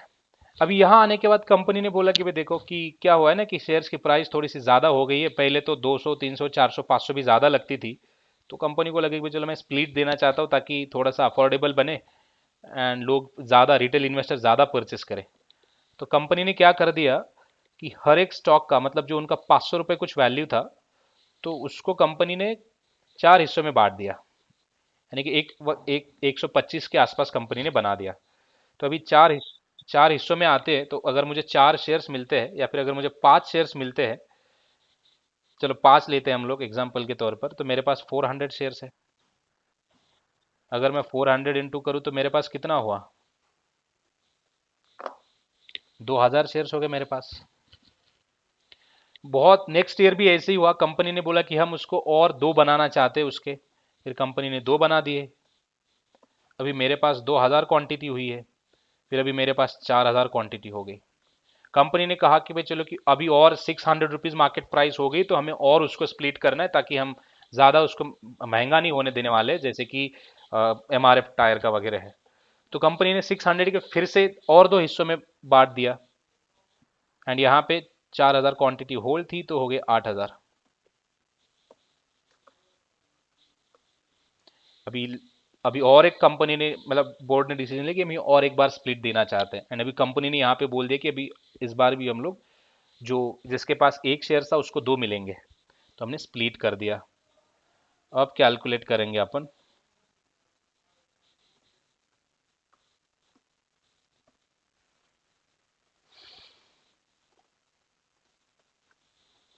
16,000। अब मार्केट प्राइस कितनी है उसकी, कुछ 690 है। तुमने तो कुछ नहीं किया, तुमने तो सिर्फ ये पैसे लगा के छोड़ दिए हैं, इतने पैसे लगा दिए थे, एंड तभी जिन्होंने, मुझे लगता है कुछ हजार भी लगा दिए ना, उसके कुछ करोड़ों हो गए, कुछ करोड़। अभी आज के इसमें वैल्यूएशंस, कई सारे स्टोरीज मैंने पढ़े हैं, जब मैं इन्वेस्टिंग करता हूँ तो ये देखता हूँ कैलकुलेशंस। तो जिन्होंने मतलब पैसे लगा के भूल गए वो लोग, जिनको पता ही नहीं कि मैंने पैसे लगाया था विप्रो में, एंड अब जाके उसकी वैल्यू जो निकली है, कुछ ऐसी वैल्यू निकलती है, तुम खुद कैलकुलेट करना ये वैल्यू, इतनी वैल्यू बन रही है। अब ये तुम्हारा लॉन्ग टर्म का बोनस, स्प्लिट और जो भी तुम राइट्स लेते हो उसका फायदा है। बट इमीडिएट बेसिस पे उसका कुछ भी फायदा नहीं होता है, क्योंकि इमीडिएट बेसिस पे तब भी जिस बंदे ने ये सोचा होगा कि यार कंपनी ने बोनस दे दिया, मेरा तो शेयर्स गिर गया, वो गिरने ही वाला है, क्योंकि उस समय पे ये पूरा मार्केट जो फोर्स काम करता है, डिमांड और सप्लाई पे चलता है। डिमांड अगर तुम्हारा ज्यादा है, सप्लाई कम है, तो प्राइस बढ़ता है। इन्वेस्टिंग का सिंपल रूल है, किसी अगर स्टॉक को सर्किट लग रहा है, किसी किसी स्टॉक में ज्यादा ऐसे प्राइसिंग का मोमेंट आ रहा है, तो उसका जो वॉल्यूम है वो बहुत ज्यादा बढ़ रहा है, डिमांड है उस वॉल्यूम की बहुत ज्यादा बढ़ रही है, एंड सप्लाई उसका एक तो एज इट इज है या फिर कम हो गया है। तो वही सेम सिचुएशन तुम्हें कॉर्पोरेट एक्शन में होती है। इसलिए तुम्हें और एक स्ट्रेटेजी बताता हूं, जो इवेंट ड्रिवन स्ट्रेटेजी बोल के हम चिल्लाते हेज फंड में, म्यूचुअल फंड में। जो इवेंट ड्रिवन का मतलब ये है कि बहुत सारे जो जितने भी हेज फंड एनालिस्ट वगैरह है, वो शॉर्ट कर देते हैं पोजीशन जब भी कॉर्पोरेट एक्शंस खत्म हो जाता है तो, क्योंकि उनको ये लगता है कि जब स्टॉक करेक्ट हुआ तो गिर जाता है तगड़ा। अभी अगर तुम्हें एक रियल एग्जांपल बता देता हूँ, यहाँ पे दिखाई देता हूँ, चलो। ये हमारे पास है आईआरसीटीसी का,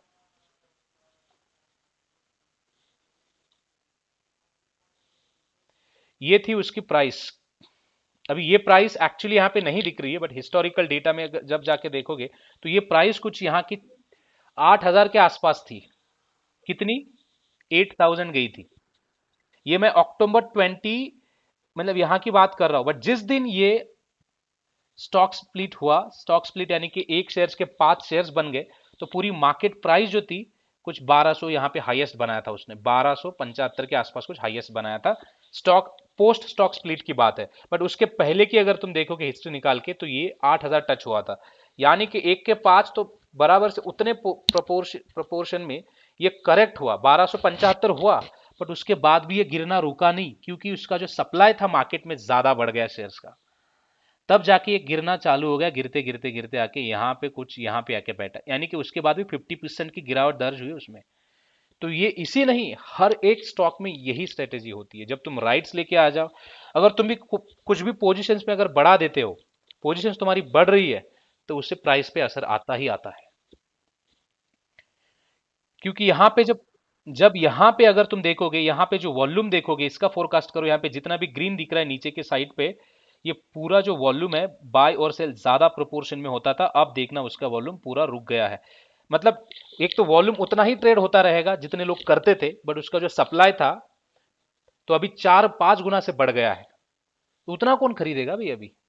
तो फिर सप्लाई है, डिमांड उतनी ही हो गई है, तो तब भी तुम्हारा प्राइस कम होता होता जाए। अभी ये थोड़ा सा एनालिसिस का पार्ट है, इन्वेस्टिंग का पार्ट है। अगर तुमने हेज फंड में जाना है उधर, तो इन्वेस्टिंग टीम में जाना है, तो उसका पार्ट है कि वो लोग क्या देखते कैसे देखते, बट एक for a good to know basis we should know that कि वे काम कैसे करता है। तो कई बार तुम्हें डिस्कशन में ये सारी चीजें उठती है, तब जाके हम कंफ्यूज होते हैं कि भाई क्या हो रहा है एग्जैक्टली, समझ में नहीं आ रहा है, साला ये क्या बोल रहा है, समझ में नहीं आ रहा है। तो समझना यही है कि अगर हमें कोई कॉर्पोरेट एक्शन हमारे जो करंट पोजीशन है उसमें ऐड होके, जो मेरा टोटल कैपिटलाइजेशन है अगर उस पर अफेक्ट कर रहा है, एक तो इंक्रीज और एक तो डिक्रीज, तो उस केस में मेरा एनएवी की हर चीज चेंज होगी। जैसे कि अगर मैं बोलूं बैंकरप्टेसी है, जैसे 2008 में when the great recession hit to the world's economy, especially to the United States economy, in United America. So what happened there? All the market or companies crashed and they even declared as a, you know, insolvency and all. अभी insolvency का मतलब क्या है? तुमने तो investment करी है। अभी इसी केस में अगर मैं ये ले लेता हूँ एग्जाम्पल अपना, अभी चलो कि कंपनी ने इंसॉल्वेंसी डिक्लेयर कर दिया, अभी बोली कंपनी ने पैसा नहीं है देने के लिए। अभी ये जो मार्केट की मतलब ये तुम्हारे 1,000 शेयर थे ना, कंपनी बोली कि अभी कुछ भी नहीं मिलेगा तुम्हें, रिटर्न कुछ भी नहीं मिलेगा, या फिर मिलेगा तो सिर्फ 500 मिलेगा। या फिर कुछ भी बेनिफिट कुछ भी नहीं। एंड ये रियली यही हुआ है जब मार्केट क्रैश हुआ था, जब या फिर मार्केट क्रैश होता है तो यही होता है कि सामने वाला डिफॉल्ट हो जाता है। तो उस केस में बैंकरप्सी से जब प्रोसीड होता है, that is also one of the corporate action event. But उस केस में तुम्हें कोई वैल्यू नहीं मिल रही है, तुम्हारी वैल्यू जीरो हो जाती है, या फिर कुछ भी मिलेगी, तुम्हारे शेयर्स तो उतने ही रहेंगे, बट जो वैल्यू मिलेगी बोलेगा कि भाई मैं 1,000 ही देने वाला हूँ, सिर्फ 1,000 दे दूंगा। जो 10,000 की जगह 1,000 तुम्हें मिल रहा है पैसा। तो इवेंचुअली तुम्हारा वो लॉस है, लॉसेस जब इंक्रीज होते हैं, अभी लॉस है तो तुम कुछ नहीं कर सकते उसमें, तुम्हारा एनएवी हैम्पर्ड हो। या फिर इस केस में कभी कभार कुछ मिलता भी नहीं है, अगर मिलता नहीं है तो तुम्हारा जितना एक कैश अकाउंट में बचा है उतना ही एनएवी के लिए कैलकुलेट होगा, उस पर्टिकुलर अकाउंट के लिए जितना भी अभी बचा हुआ है, क्योंकि मार्केट में पूरा तो चला गया। जैसे कि तुमने बॉन्ड में इन्वेस्टमेंट करी थी, डिबेंचर्स में करी थी, अभी उसका प्रोसीडिंग होने के बाद कुछ मिला तो मिला कंसिडरेशन, अगर नहीं मिला तो कुछ भी नहीं मिला, फिर ऐसा सीन है। तो उस केस में फिर तुम्हें एक्चुअली इम्पैक्ट होने लगता है। बट अगर कोई पोजीशंस में चेंज हो रहा है, अगर तुम कुछ दे रहे हो उतनी ही इक्वल वैल्यू का ले रहे हो, तो उसमें चेंज कैसे आएगा तुम मुझे बताओ। तुमने यहाँ एक हाथ से 100 रुपए तो दे दिए, लेकिन दूसरे हाथ से उतनी 100 रुपए की चीज ले ली, तो चेंज क्या आएगा। जैसे कि 1 किलो कॉटन और 1 किलो सोने को अगर मैं दो तराजू में रखूं, तो कौन सा ज्यादा होगा। दोनों भी 1-1 किलो है, तो कोई भी ज्यादा नहीं होगा। तो अगर तुमने यहां से 7,000 निकाले क्या एंड उसमें डालने के बाद इसका वैल्यूएशन बढ़ा क्या, या फिर ये 7,000 इधर ही रखने के बाद वैल्यूएशन रिमेन रहा क्या, तो उसके वैल्यूएशन में क्या चेंज होगा, फिर कुछ भी नहीं होगा। जैसे कि अगर मैं बोल रहा हूं कि तुमने टेंडर ऑफर टेंडर ऑफर में बायबैक या फिर बायबैक में पार्टिसिपेट कर दिया। बायबैक बायबैक अगर अनाउंस होता है तो तब कुछ इंपैक्ट नहीं होता है, ठीक है। पहली बात, उसका असेसमेंट समझो चीजों का। अगर किसी ने बायबैक अनाउंस कर दिया, तुमने पार्टिसिपेट नहीं किया, तुम मैनेजर हो, तुमने पार्टिसिपेट नहीं किया, या फिर तुम प्रोसेसर हो, तुम्हारे मैनेजर ने उसमें पार्टिसिपेट नहीं किया, इन स्पाइट ऑफ दैट कि उस पर कॉर्पोरेट एक्शन अनाउंस हुआ है, तो उससे कुछ लेना देना नहीं है, कुछ भी इंपैक्ट नहीं होगा। ठीक है। कंपनी क्या करने वाली है कि कंपनी इवेंचुअली वो पोजीशंस निकाल के लेके जा रही है अपने अपने घर, या फिर प्रमोटर्स को पोजीशंस बैक में चाहिए, बट तुमने पार्टिसिपेट नहीं किया, कोई और पार्टिसिपेट कर रहा है, तो उनकी मर्जी है। ठीक है। हाँ। हाँ, तो वो ठीक है, कभी डिपेंड करता है। कंपनी कंपनी अगर तगड़ी पोजीशन में, वो बायबैक क्यों हायर प्राइस पे होता है, उसकी वजह है, ये सवाल भी तुम्हें पूछा जाएगा, उसके रीजन पूछे जाएंगे क्यों होता है, अभी what is the reason behind this. भाई देखो, दो तरह का है। एक तो बायबैक खुद कंपनी अपने लिए करेगी, या फिर कोई और बायबैक करेगा। जैसे कि अगर मैं केपीआईटी की केपीआईटी नहीं, ये एल एन टी कंपनी है ना, एल एन टी कंपनी ने बायबैक किया था इसके लिए, जो बिरला सॉफ्ट कंपनी है ना उसके लिए किया था। एंड जो एक last to last year covid के पहले या फिर कोविड के समय पे ही एक कर्नाटक का जो सीसीडी का ओनर था, उसने सुसाइड किया था, याद होगा आपको, जो बहुत चर्चा में तब इशू चल रहा था।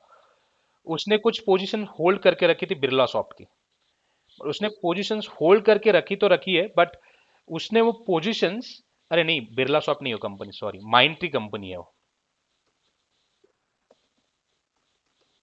उसने होल्ड करके रखी थी, उसके पास कुछ 12% का हिस्सेदारी थी, मतलब थी, उतनी हिस्सेदारी थी उस बंदे के पास। एंड उसने क्या किया था कि ये पोजीशंस सिक्योरिटीज बैंक बैंक में एज अ कोलैटरल रखी, उस पर लोन लेके सीसीडी ओपन किया था उसने।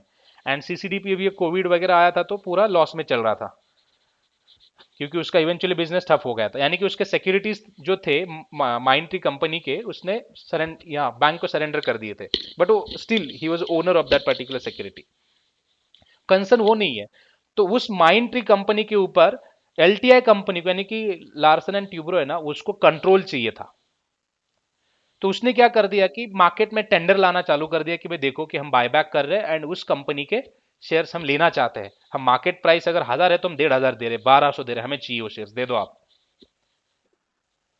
अभी ये क्या होता है कि देखो, तुम्हें अगर कोई किसी कंपनी को टारगेट करके उस कंपनी को अपने कब्जे में लेना है, तो उसके ऊपर पोजीशंस, मतलब अब तुम्हारी होनी चाहिए तगड़ी, तुम्हारे पास ज्यादा पोजीशन होना चाहिए, तब जाके तुम अपना कंट्रोल दिखा सकते हो कि yes, now this companies are under control. तो उस केस में भी कोई और कंपनीज भी टेंडर निकालते हैं, टेंडर पार्टिसिपेट करते हैं एंड ले लेते हैं। बायबैक के लिए ये मैक्सिमम केसेस में वो खुद कंपनी ही करती है, बट टेंडर कोई भी कर सकता है।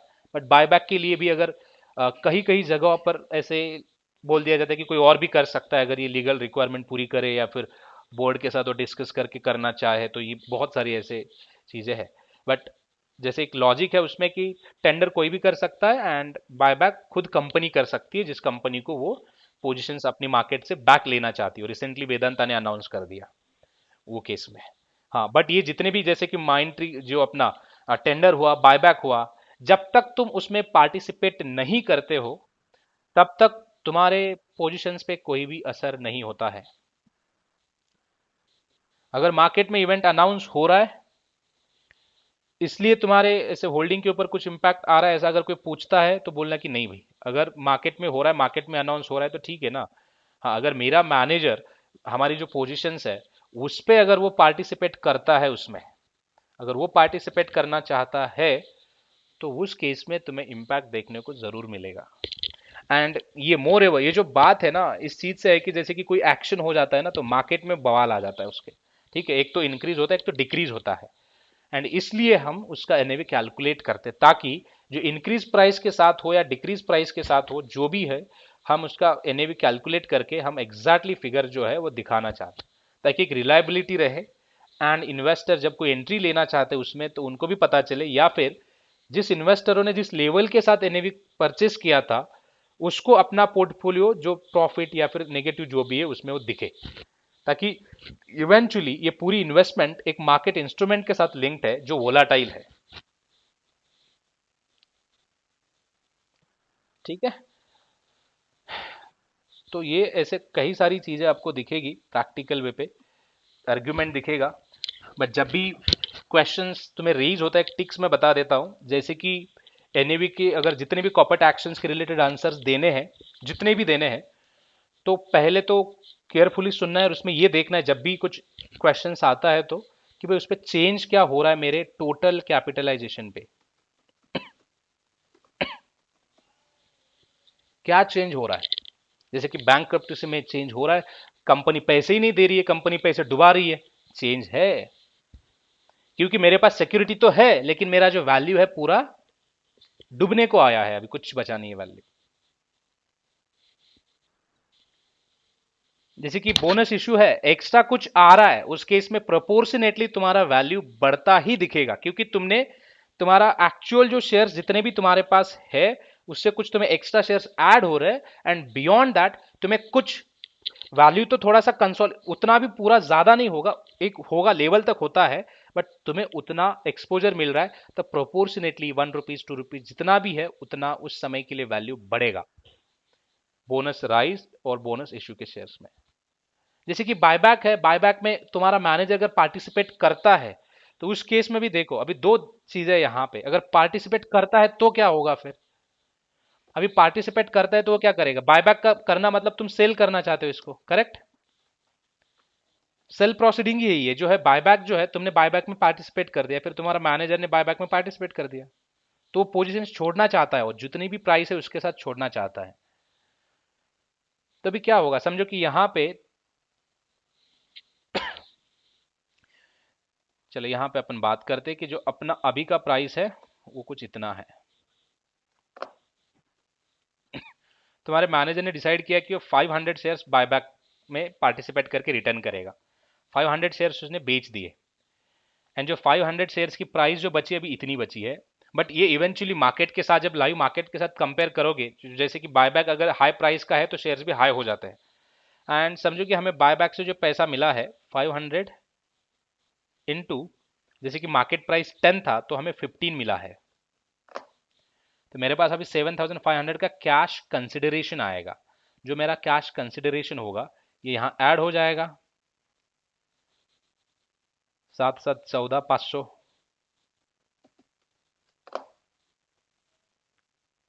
करेक्ट। बट ये जो इधर की वैल्यू है मेरी कम हो जाएगी। तो ऐसे केस में अगर तुम्हारा मैनेजर पार्टिसिपेट करता है तो वैल्यू में चेंज दिखता है, तुम्हारा कैश उतना प्रोपोर्शनेटली बढ़ रहा है, कैश कंसिडरेशन बढ़ रहा है, ये रिमेन इसका वैल्यू भी थोड़ा बहुत चेंज हो जाता है, बढ़ ही जाता है इवेंचुअली, जहां पर भी जिस लेवल पे ये जो बायबैक वगैरह अनाउंस हो जाता है उसके लेवल से ऊपर के ही लेवल पे सिक्योरिटीज ट्रेड करते हुए दिखेंगे तुम्हें, तो ये प्राइस बढ़ने लगता है। बट अगर इवेंचुअली तुम्हारा उसी के साथ साथ टेंडर में पार्टिसिपेट करने के लिए तुम्हें प्राइस भी लगता है, चलो कि मानो यहाँ पे 500 हो गया तुम्हारा खर्चा, लाइबिलिटीज बढ़ गया या फिर और अदर एक्सपेंडिचर्स बढ़ गए, तो ये भी होता है, तो उसी का अफेक्ट तुम्हारे एनएवी के ऊपर दिखने लगता है। या फिर अगर एक्स्ट्रा फीस चार्ज हुई, कुछ भी एक्स्ट्रा कुछ होता है तो ठीक है। जैसे पोजीशंस कम हो जाती है, तुम्हारी वैल्यू बढ़ जाती है, तो नंबर ऑफ शेयर्स जो पर शेयर्स का जो तुम्हारा वैल्यू बनेगा वो इवेंचुअली इट विल इंक्रीज, क्योंकि नंबर ऑफ शेयर्स आउटस्टैंडिंग जो है, जो बेस में पकड़ रहा हूँ वो तो कम हो गए, लेकिन जो मेरी वैल्यू थी कैश इक्विवेलेंट्स होल्डिंग और जो मार्केट वैल्यू जो दिख रही थी ट्रेडेबल सिक्योरिटीज की, वो दोनों तो हाई है, बट नंबर ऑफ शेयर्स कम हो गए, तो इवेंचुअली मेरी जो प्राइस है पर शेयर्स की, पर यूनिट जो होगा मेरा, सॉरी हाँ पर, यहाँ पे एसेट वैल्यू जो वो है वो बढ़ेगी पर शेयर्स के साथ मैं कंपेयर करूंगा तो ये ऐसे अफेक्ट यहाँ पे तुम्हें दिखने लगेंगे।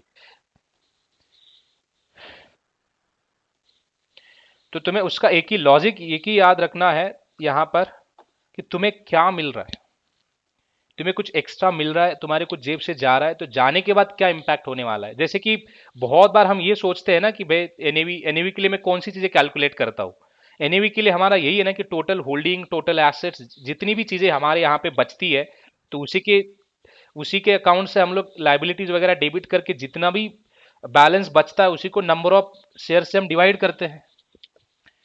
यही लॉजिक होता है ना। एंड अगर मैं एनएवी की बात करूं तो हम एनएवी की तो ऑलरेडी बुक बिल्डिंग होती है, एनएवी की ऑलरेडी बुक बिल्डिंग मतलब यूनिट्स प्री डिफाइंड होते हैं, जितने भी है उतने, इतने यूनिट तो इतने ही रहेंगे।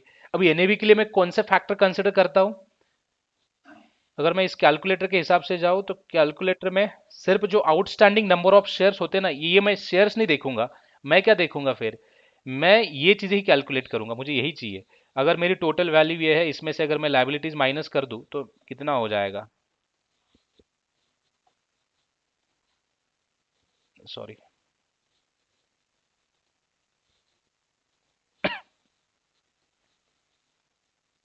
19,000 कुछ आ रहा है, 19,000 को अगर मैं,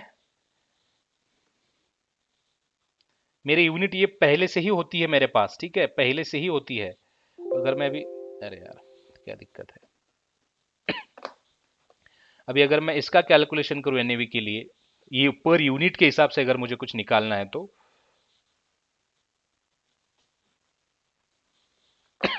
90 रुपीज पर यूनिट में अगर मैं कन्वर्ट करूं तो ये, हाँ इसमें भी जो हमारी एक कैप स्टॉक एक्टिविटी है वो बहुत इंपॉर्टेंट है।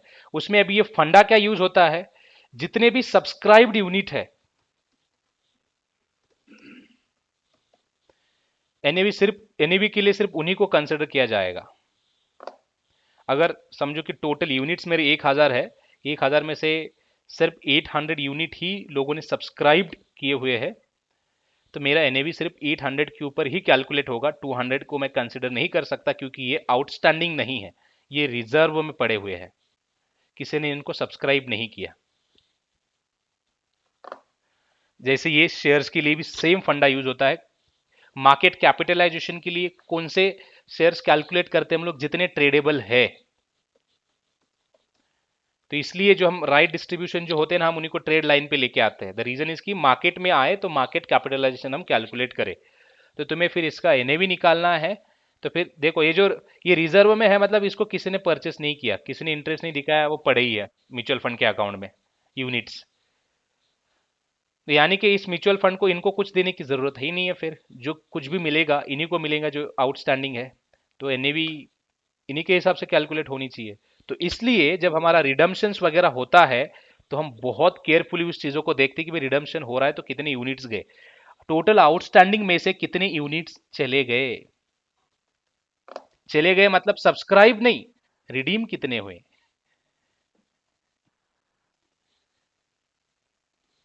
तो इस,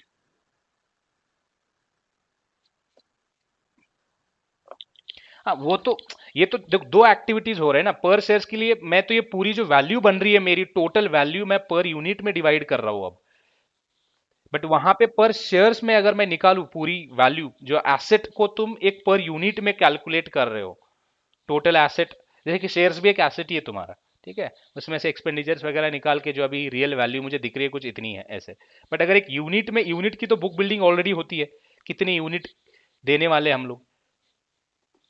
जै- जैसे कि अभी 10,000 के लिए, 10,000 मेरा बिगिनिंग का कैपिटल है, तो मैं 10,000 यूनिट बना दिए मैंने, उसके बुक बिल्डिंग कर दी। अभी ये यूनिट जो है मेरे परमानेंट रहेंगे ना। हाँ परमानेंट ये रहेंगे, बट इसमें से दो पोर्शन बनेगा, एक तो सब्सक्राइब का बनेगा, दूसरा जो होगा सब्सक्राइब्ड और अनसब्सक्राइब्ड होगा ना, कोई सब्सक्राइब ही नहीं करेगा, कोई लेना ही नहीं चाहता है उतनी चीजों को। तो सब्सक्राइब में अगर मेरे 800 है, बाकी के 200 है, तो मैं 200 को कंसिडर नहीं कर सकता एज आउटस्टैंडिंग यूनिट, क्योंकि ये म्यूचुअल फंड के अकाउंट में ऑलरेडी पड़े हुए हैं, जिनका कोई परचेस ही नहीं करना चाहता है। एंड डेफिनेशन में देखो, क्या डेफिनेशन में क्या बोला गया है कि टोटल आउटस्टैंडिंग यूनिट। आउटस्टैंडिंग का मतलब क्या है, वो किसी के पास है, तुम्हारे आउटस्टैंडिंग है, वो किसी ने परचेस करके रखा हुआ है उसको, जो रिजर्व है उसको नहीं। तो इसलिए जो रिडम्पशंस वगैरह एक्टिविटी हो जाती है ना, ये बहुत इंपॉर्टेंट हो जाती है, क्योंकि वो एक्चुअली इफेक्ट करने लगती है उसके ऊपर। अगर यहाँ से यूनिट्स अगर तुम्हारे कम हो जाते हैं, जैसे कि और रिडीम हो गए, तो यहाँ पे 700 ही अभी आउटस्टैंडिंग बचे, तो तुम्हारी प्राइस बढ़ती है। अगर तुम्हारे यहाँ पे 600 ही हो गए, प्राइस बढ़ने लगती है। अगर तुम्हारे यहाँ पे 400 ही हुए, प्राइस बढ़ने लगती है। अगर किसी ने सिर्फ 100 ही अभी, बाकी सभी इसमें चले गए, तो तुम्हारी प्राइस बढ़ने लगती है।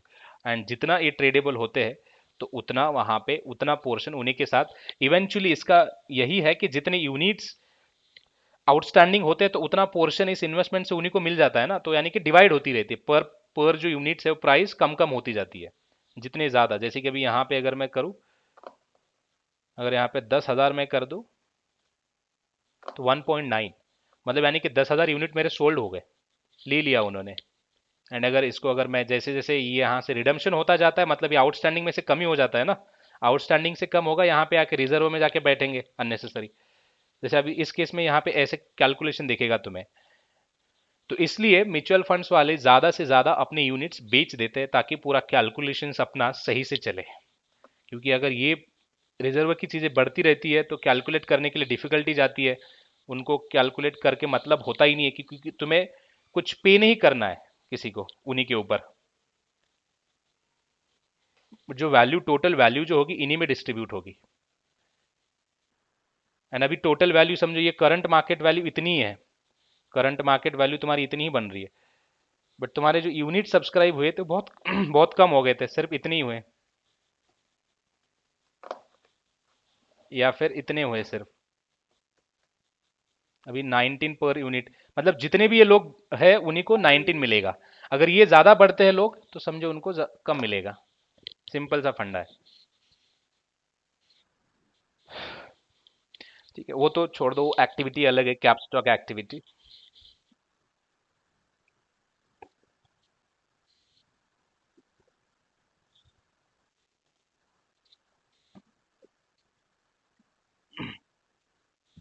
वो तो चल ही रहा है डिस्कशन, वो अभी और एक आधा सेशन लगेगा उसको, कल और परसों का।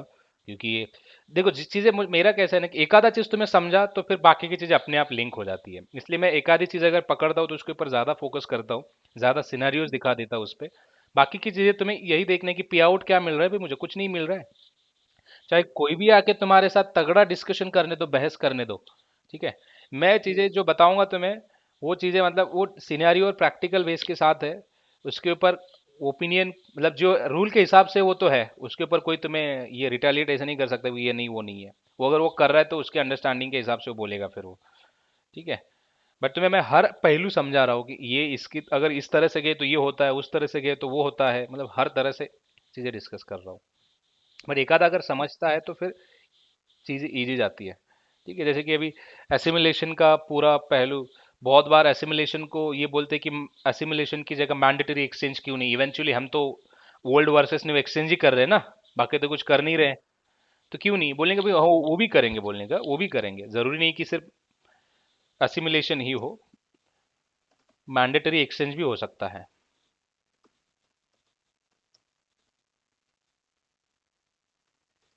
पर कभी कभार बोलने का कि अगर सिस्टम को कुछ लिमिटेशंस है, जिस सिस्टम पे तुम ये प्रोसेस करते हो, तो वहां पे तुम असिमिलेशन की जगह मैंडेटरी एक्सचेंज, आइदर असिमिलेशन, दोनों में से एक इवेंट क्रिएट होगा ही होगा। ठीक है। तो ये कई बार ऐसा होता है ना कि अगर हमने उनको लग रहा है ना कि इसको सिर्फ एक साइड पता है तो दूसरी साइड पूछने की कोशिश करेगा ही करेगा वहां पे। इसको कभी कभार बोलता है कि फिर मैंडेटरी कन्वर्जन क्यों नहीं, क्योंकि इवेंचुअली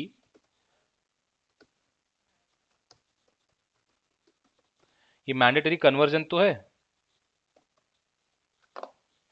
क्योंकि मैं क्या कर रहा हूं कि डमी शेयर्स को ट्रेडेबल शेयर्स में कन्वर्ट कर रहा हूं। तो बोलने कि हाँ भाई वो भी होता है, बोलने का डिपेंड करता है कि हर कंपनी में अलग अलग हिसाब से। मैं तो यही करता था असिमुलेशन, तो मैं असिमुलेशन पता है, लेकिन मुझे ये भी पता है बोला कि मैंडेटरी एक्सचेंज भी करते हैं, मैंडेटरी कन्वर्जन भी होता है, क्योंकि तुम कन्वर्ट ही तो कर रहे हो, ओल्ड शेयर्स निकाल के उसको ट्रेड लाइन में कन्वर्ट कर रहे हो, यानी कि प्रोसेस करके दे रहे हो वहां पे, सिंपल। ठीक है, ऐसे कई सारे नाम है यहाँ पर, बट मैं धीरे धीरे बताऊंगा। जैसे कि इसको बैंकक्रप्टसी को रिडम्शन रिडम्शंस भी कहा जाता है, या फिर उस ये बैंकक्रप्टसी जब प्रोसीड होता है तो उसको क्या करते हैं ना कि उसको एक्चुअली बैंकक्रप्टसी कोई कॉर्पोरेट एक्शन इवेंट है ही नहीं है, ठीक है। बट जब ये कॉर्पोरेट एक्शंस कहीं कहीं जगह पर जो बैंकक्रप्टसी होता है तो उसमें एक वैल्यू डिफाइन होती है। जैसे कि अभी लेमन ब्रदर्स का बैंकक्रप्टसी हुआ, अभी भी वो चल रहा है केस। तो अभी क्या हो रहा है ना कि उसका जितना भी एसेट है वो रिडीम कर रहे हो लोग, है ना, रिडीम कर रहे हैं मतलब कैश में कन्वर्ट कर रहे हो उसको। कैश में कन्वर्ट यानी कि जब इसका इवेंट सेटअप होता है या फिर जो प्रोसेसिंग पर्सपेक्टिव से देखोगे तो बैंकक्रप्टसी इवेंट का हम रिडम्पशंस इवेंट क्रिएट करते हैं। अभी इसमें भी दो पहलू तुम्हें दिखेंगे, एक तो रिडम्पशन विथ कैश एंड या फिर वर्थलेस रिडम्पशन। सिर्फ तुम्हारे अकाउंट में जो इक्विटी शेयर्स पड़े हैं उसको निकाल के लेना है, बाकी कुछ देने की जरूरत नहीं है तुम्हें। उस केस में वर्थलेस होता है जिसकी कोई वैल्यू नहीं मिलेगी तुम्हें। एंड ये बैंकक्रप्टसी इवेंट में डिसाइड होता है कि कौन सा इवेंट सेटअप होगा, वर्थलेस होगा या फिर रिडम्पशन विथ कैश होगा। कैश होता है तो फिर शेयर्स तो हम निकाल ही लेंगे, उसके साथ तुम्हें कुछ ना कुछ दे देंगे कॉम्पेंसेशन जो भी होगा, 1 रुपए 2 रुपए 10 रुपए 20 रुपए ऐसे, एंड वैसे ही होता है वो। ठीक है, तो ये दो नाम तुम्हें वहां पे दिखाई देंगे ऐसे।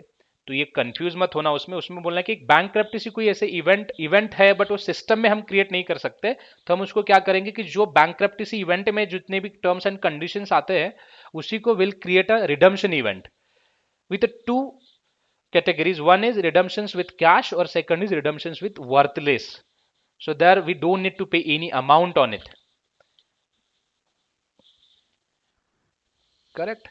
तो ऐसे होता है। अगर डेबिट तो सिक्योरिटी जो तुम्हारे अकाउंट में पड़ी हुई है, म्यूचुअल फंड या फिर जो भी जितने भी हेज फंड्स है या फिर इन्वेस्टर्स है, वो पूरी डेबिट होती है। क्रेडिट में कुछ मिलता है या फिर कभी कभार अगर वर्थलेस है तो तुम्हें कैश मिलेगा if you are lucky enough. NAV impact है ही है, क्योंकि तुम्हारी पोजीशंस तो चली गई, उस पर तुम्हें बहुत कम कैश मिलती है जिसकी कोई वैल्यू भी नहीं होती और कभी कभार मिलती भी नहीं है। अगर मिलती भी है तो बहुत कम मिलेगी, अगर नहीं मिलती है तो तुम्हारी आउटस्टैंडिंग पोजीशंस तो चली जाएगी इवेंचुअली, कुछ नहीं बचेगा उसमें। अगर वैल्यू कम हो रही है, पोजीशन जा रही है, तुम्हें कुछ नहीं मिल रहा है, तो एनएवी के ऊपर इम्पैक्ट ही है। इसके लिए मार्केट टाइप कौन सा भी रहने दो, कुछ फर्क नहीं पड़ने वाला है, ठीक है। क्योंकि जब ये रिडम्पशंस होता है तो फिर उसके लिए डेट वगैरह तो मतलब कोई उस समय पे कोई बाइंग और सेलिंग तो नहीं करता, बट इवेंचुअली वहां पे एक चीज देखी जाती है जो रिडम्पशन डेट, उस पे अनाउंसमेंट डेट होती है, उसी के साथ साथ ये एक्स डेट वगैरह ऐसा कुछ नहीं होता है। ये तो होगा एक अनाउंसमेंट डेट कि हम रिडीम करने वाले ये पोजीशंस, ये होता है। एंड डायरेक्टली वहां पे तुम्हें रिडम्पशंस डेट दिखेगी।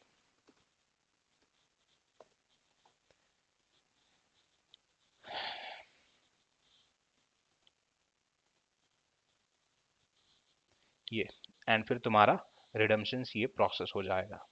अभी इसके ऊपर तुम्हें ब्रेक्स जो दिखने लगेंगे जब एनएवी कैलकुलेट करते समय, तो यही है कि कभी कभार ये वर्थलेस की जगह मतलब कैश होता है कंसिडरेशन, एंड बट वो सेटअप हुआ है वर्थलेस बोल के, या फिर वर्थलेस एज अ सेटअप जो कॉर्पोरेट एक्शन टीम ने वर्थलेस बोल के प्रोसेस कर दिया, बट एक्चुअली उस पर कैश आना चाहिए था कुछ तो कुछ, ठीक है।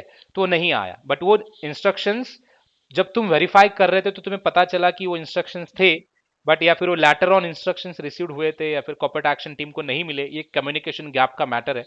तो उस केस में तुम वो रिकंसाइल करके ये सब डिटेल्स तुम्हें ब्लूमबर्ग पे मिलेगी, ये सब डिटेल्स तुम्हें डीटीसीसी पे मिलेगी, अगर क्रेस्ट यूज करते तो क्रेस्ट पे मिलेगी, स्विफ्ट यूज करते तो स्विफ्ट पे मिलेगी, या फिर एजेंट देगा कि क्या प्रोसेस होने वाला है, कितना बेनिफिट, जो भी चीजें है, एवरीथिंग।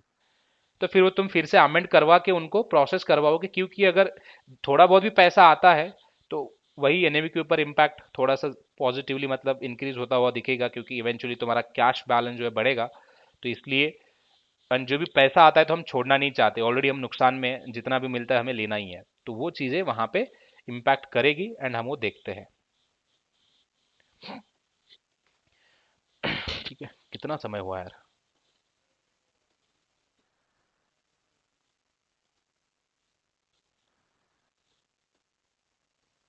3:30 हो गए।